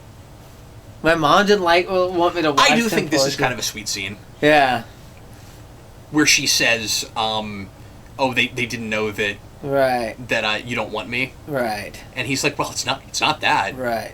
I just didn't want to take advantage of you in the first place, but right. Now that you're interested. And then I guess there's implied sex. I guess so. I'm not sure. Did they sleep so. together? I think so. I would assume that. It doesn't matter. Right. Ultimately, really. And he draws basically. So it's basically the exact same symbol. It's just got 3 moons instead of 1 moon. Or sun, or whatever it's supposed to be. I guess it's supposed to be moons. They are moons, yeah. Right. But I mean, you would have to get it exact. Right. It is simple enough. That's one of those weird. You could look at the gate and maybe figure that out. Yeah, that's what I was gonna say. I mean, it's one of those weird sticky things where a lot of filmmakers are worried that they'll lose the audience if they make something like that too complicated. Right. So we say that the character is a genius, but we also are sort of able to see it or figure it out or whatever it is. Right. Even if you couldn't find it on the gate, I feel like if Daniel Jackson for 3 or 4 days kept guessing at it, he would stumble on that. Yeah, couldn't they just try the gate over and over and over until they got the last one? I mean, there's only so many of those. Aren't there computer programs that can do this in about 5 minutes? Run a simulation. Although I don't know if you could come up with a simulation that would actually tell you which one would actually work. Would open the gate, but... Right. And what fun, after all, is Stargate without Chevron 1? Right. Lock! Okay, dude, calm down. So, do you know the thing with Atlantis? No. That the idea is that, and I always thought this was a cool idea, that Atlantis is actually an artificial island that moves. You can fly it. Oh, really? Yeah. And it's in another galaxy, and the idea is that you have the Stargate network in our galaxy, right? But there's an 8th chevron, and the 8th chevron goes to another galaxy. Oh, other galaxies. Okay. Yeah, it's pretty cool. So it flies that was a like fun, almost in cheesy space reveal. And stuff? Is it kind of is it like Asgard kind of? Yeah. Or, okay. Yeah. Wow. Yeah, and spoiler alert, but if memory serves, the last episode, they fly it back, to Earth. Oh, wow. I think. I can't remember. But yeah, so the idea is, well, if we want to spin off and do another series, how do we do that without it just being the exact same show or not having enough to do with the Stargate idea? Because, you could do a show on a spaceship in Stargate, and we do that in universe, but... At the time, it's like, okay, but then how is that Stargate? Right.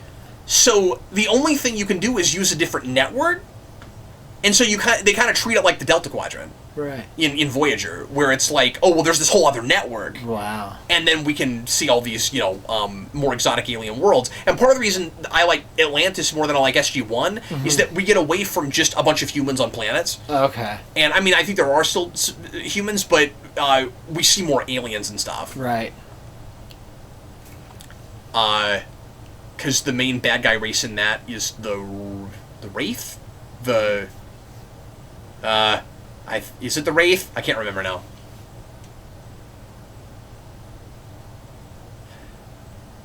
And that, of course, is Jason Momoa's first big role. Oh, yeah. And Jason Momoa, hilariously, is the main Atlantean in that show, and now he's Aquaman. Right. It's great. He's just typecast as water characters. Specifically Atlantean water characters. But not entirely typecast, because he was also Conan in a movie I heard was terrible. And I forgot they made that. And he is going to be in the Crow, in the remake for The Crow. Oh, really? Yeah. Here's Kurt Russell. Finally. Now he's being Kurt Russell. Now he's being Kurt Russell. Took long enough. They paid Kurt Russell for that one scene where he winks at a guy. I thought his name was Freddy. Before I watched this with subtitles, I thought his name was Freddy. Yep, it's Freddy. Subtle difference. Ferretti sounds like an Italian pasta dish. Right. Bird god powers. Did that need to be in slow motion? I do not believe it did.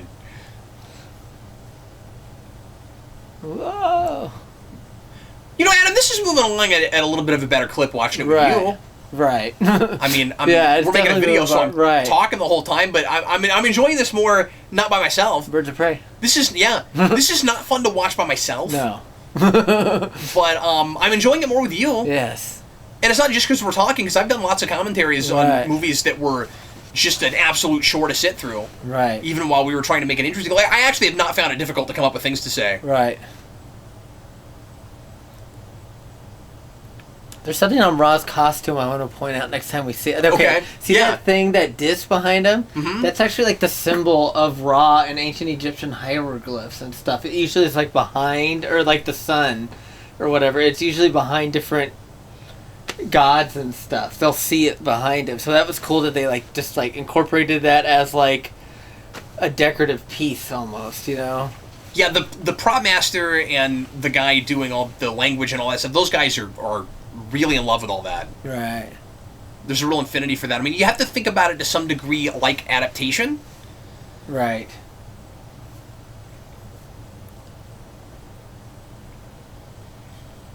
Because it's one of the things that's unusual about this as a science fiction piece is it's an alien mythology that's actually based on something in history, as opposed to building everything from the ground up or having some kind of, you know, like comic book source material or something like Krypton. Right, exactly.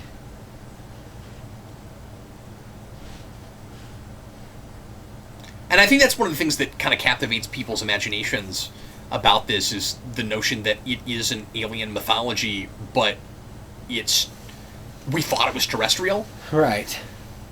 And it is an old idea, the whole, like did aliens build the pyramids thing? But I guess this is kind of one of the first things that really latched onto it and popularized made it like a big mainstream thing, right. Made it part of a universe. Yeah. It's kind of like, I don't know, Man in the High Castle with What If Nazis Won? Right. The alternate history thing. It's been done a lot, but that's the big popular one that the go-to now, I guess. Right. And that was the very first one, too. Was it? Yeah, the novel. I didn't know if anything had tried that before that. To my knowledge, it was like the very first. Which is really interesting because I've not read that novel, but in that it is an alternate universe, right? Or is it? Is it just really, alternate history? It's just kind of an alternate. It's not. It's alternate history, but then it ends in like an ambiguous way. It's been a long time since I read that book. I read it like in high school. Because in the TV show they do parallel timelines. Right.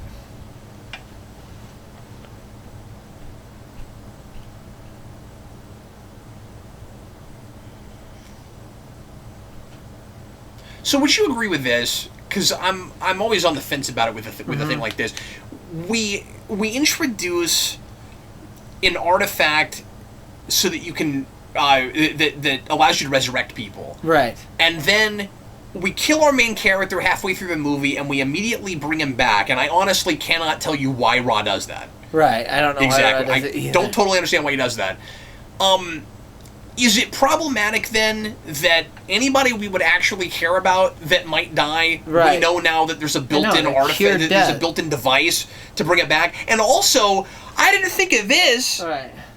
Are you thinking what I'm thinking, Pinky? What's that, Frank? Daniel. Do you think they'd still buy it? Do you think people would still buy it if you called it a sad meal? No. But no, Daniel Jackson is not concerned about trying to bring back anybody else that died. I know, all those other people I just thought of that. The girl. Yeah. I mean, maybe they're too far gone now or whatever. Right.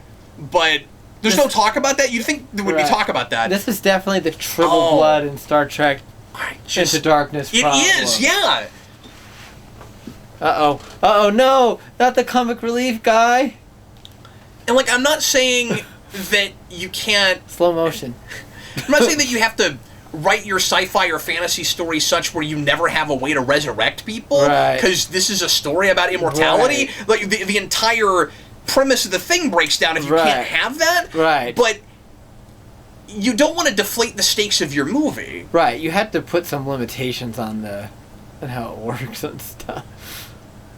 Well, and I mean, it's limited in that you have to get access to it and stuff, but I don't trust that this movie won't just use it to bring back anybody it wants to bring back. Exactly. And so it kind of feels like there are the stakes there are, but then we let people die? I hadn't thought of that until just now. Oh, but we do let some people die. There really should be a conversation about that. Get him! Oh, no! Scratch him with that thing. Well, luckily, he's got a Lazarus pit right there.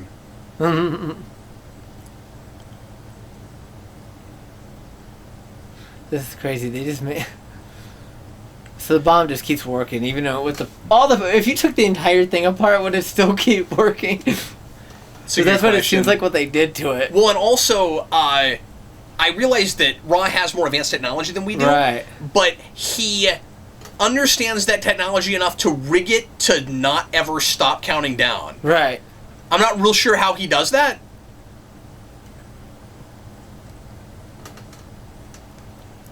Do you remember that? Yeah. Like, it will keep counting down. It keeps counting down after he takes it apart. And he even says, like, oh no, he rigged it. I don't know how he does that. I know, and I don't understand, like, well, you put it together in, like, 20 pieces. Why can't you, if you take the whole thing apart, would it still keep counting? What would happen? I don't know. That seemed like the fuse or whatever at the top of it there that he put in, you know? Because it's like, we're right here, dude. We can see walking through the room. And now Ra as Disney's Maleficent. Yes.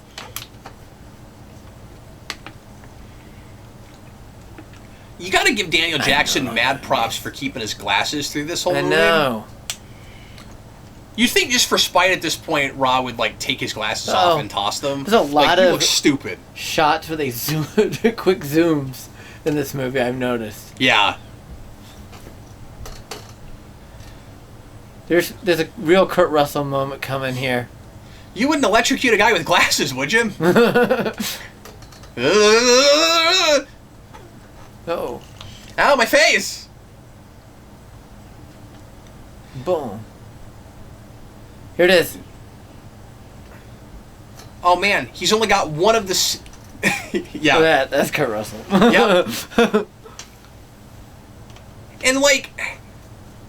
I get, okay, he's wanting to die, he's given up, he's just now coming into his own and finding his you know, his self and his personality again.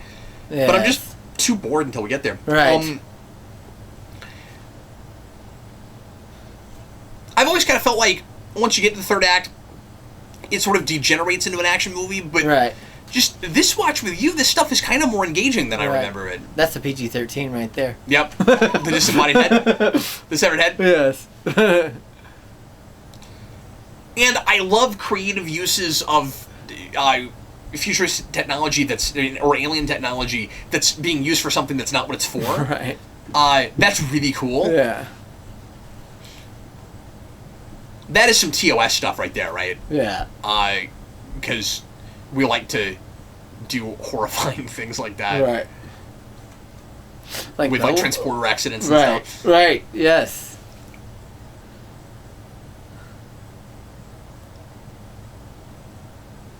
What did he just throw? Was it the lighter?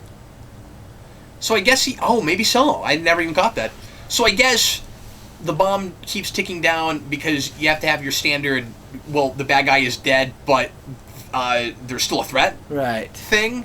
And it's not just the bad guy jumps back up and comes for a second. This is the scene where this is like when the Ewoks show up after they got them all surrounded. Yeah, and they kind of sound like a cowboy cavalry too. Yeah.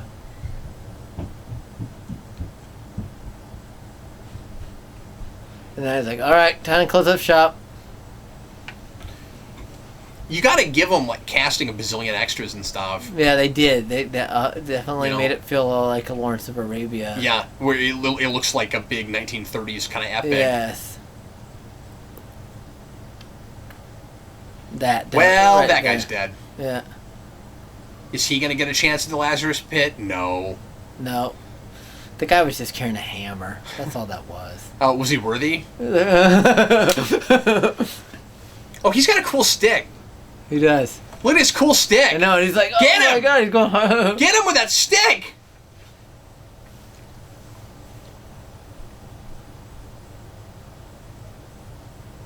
Who's that guy? I just can't keep track of all these random soldiers.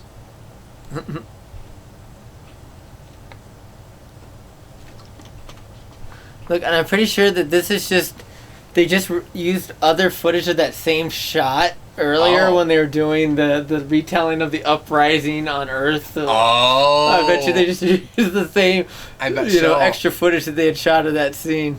I wonder if they made a toy of that pyramid. Oh, that pyramid's got like a bunch of hieroglyphs written on it. I just noticed that. That pyramid looks like it would make for a really cool toy. Yeah. It comes apart in 4 quadrants. I don't know if they ever made it. I know that they made that horse thing as a toy, and they made the fighter thing as a toy. Oh, yeah? Yeah. Boy, we love giant spiders back in the 90s. No, the fighter, the bird of prey. Oh, I thought you said spiders. I was like, what spider did we miss? Is that just a thing they made up for spider, toys? Yes. What are you talking about? They made the spider thing?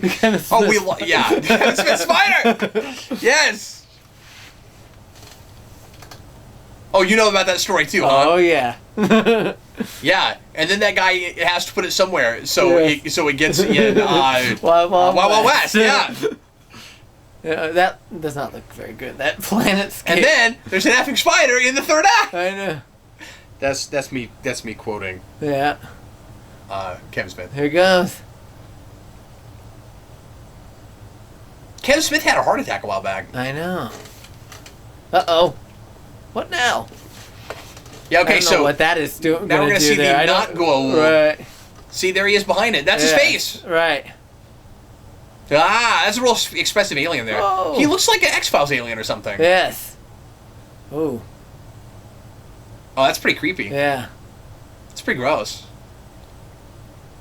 Look at that. Well, I guess I had Praxis exploded. Yeah, it sure did.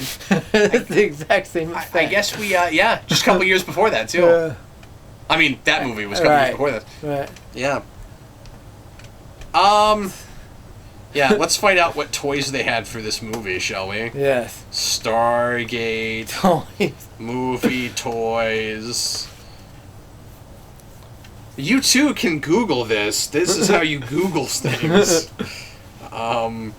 Let's find out the what salute. they made. Yeah, but I don't remember them saluting to them any place before. Did they? I don't know how they learn how to salute. Did they learn how to do that? Did I just miss it? I might have just missed it. I don't think so, because I was thinking that same thing yesterday. I might have just missed it. Prince Stewart. Yeah, good job, Prince Stewart. Once again, could have been anybody. We'll watch a Stargate toy commercial right after this, Adam. That's my plan. Oh, boy. Yeah, we sure will. During the credits, we can probably afford that 30 seconds. Wow, she had a real intricate buzz cut thing going on. Did you see that? Yes.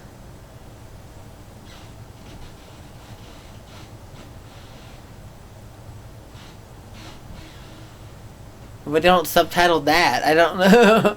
He just says something that we're supposed to... I guess that's also supposed to be from the perspective of our characters. Right, of O'Neill. Of O'Neill, specifically, right. So I guess the idea is O'Neill helps save the civilization and comes to care about that kid, so now he doesn't want to die anymore. That's the guy, yeah. And that's enough for me to buy that he's not on a suicide trip anymore. I would like to know what he does after this. I really resist going into the Stargate and the end. I think this movie really needed an epilogue. Right. I don't know if you agree with that, but... I think so, too. I mean, we know what Daniel's doing. Right. I think it did. This was maybe a little bit subversive, only in that movies like this, usually you'll have a character that says, oh, I'm going to stay, like beginning of the third act or something, they'd be like, they drop the bombshell. Oh, I'm gonna stay back in time or on this alien planet or whatever it is. I'm not gonna come back. And then at the last minute, you convince him to come back. Right. And he actually does stay. He actually does stay. But maybe they're foreshadowing that, or maybe the way they were showing that on Earth, you know, like he was a laughing stock amongst his colleagues. He had no part, but he had no. That's true. He has nothing to go back to. He has nothing to go back to. He has nothing. And he's found his purpose now. I don't know why they re-show the whole thing, other than it looks cool. Yeah. I mean, if that annoys you, it'll annoy you more on the TV show because you get all of it every time. Yeah. There you go. It's also kind of sliders.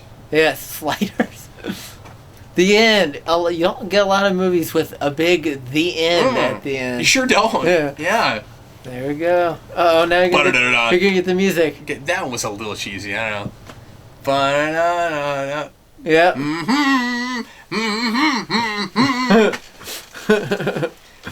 It's a great theme. It's a really memorable theme. It's just it's an earworm. Yeah. As they say. Yeah.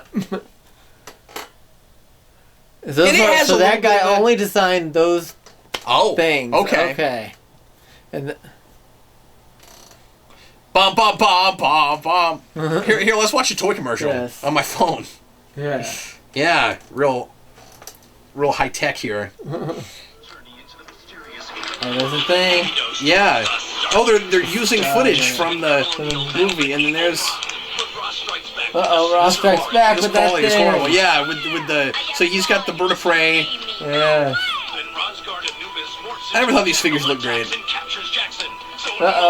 Sorry, folks, we're not showing you this right now. Yeah, that's right. Yeah, they don't even have They don't have a car. land vehicle like that.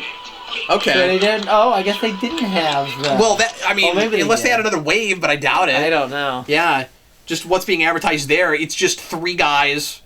You know where? Is it just Daniel and O'Neill and Rod? Is that all we got? Yes. I think that's all we got. The only the only place I ever saw these toys was the KB Toy Outlet in the Riverfront Mall in Lawrence. I forgot all about the Riverfront Mall. I remember when they built that. Yeah. And when they tore it down. Yes. Wow. That was so they had a great obviously bookstore there. Yeah, they did. That was so that's obviously they were not a big seller. If they were if they moved straight to the outlet. Yeah. Vintage Stock had somebody brought in a couple in package. I think they had that Land Rover thing.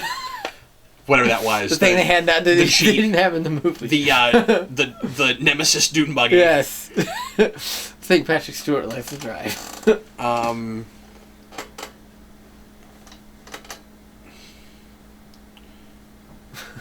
Yeah, sorry, I just want to see if there's any more movie toys that we missed. I'm being very... Oh, no, there were lots of them. Really? Okay, so here's what they had. If anyone else cares, we're just filling time. So they had Colonel O'Neill and Daniel and Kowalski.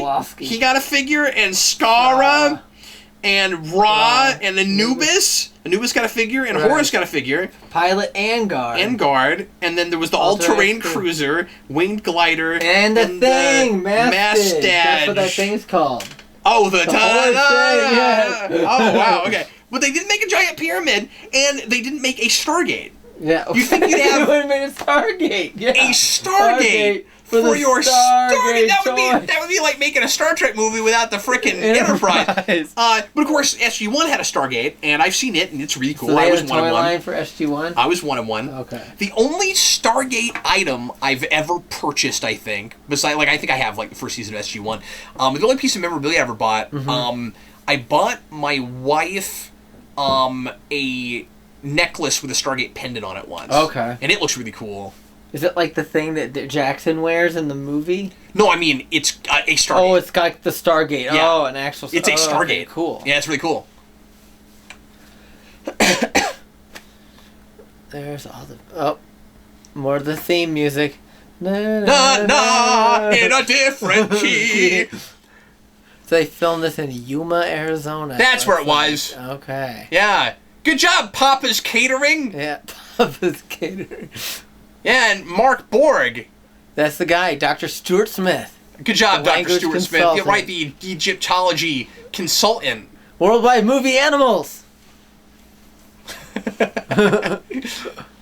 That's what they do.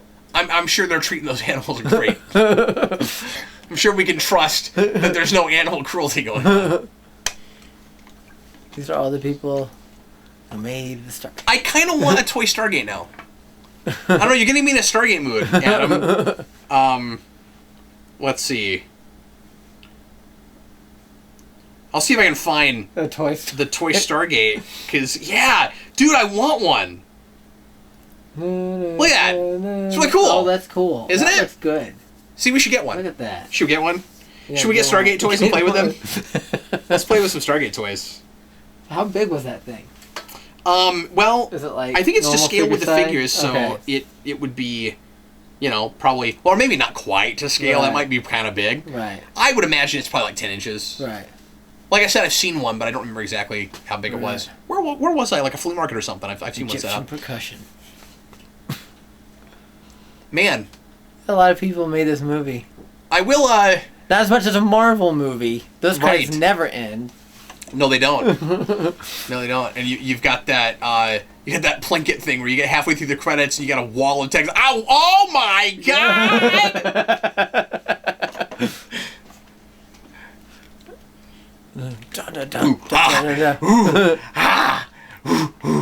Wait, that was a real robot. It said Hazbot robot. Wow, from NASA. From NASA. That's cool. Learn about the making of Stargate on the CD-ROM Secrets of Stargate. Negative cutting. That guy has doesn't have Should a we get job that CD-ROM? anymore. Should we play that CD-ROM?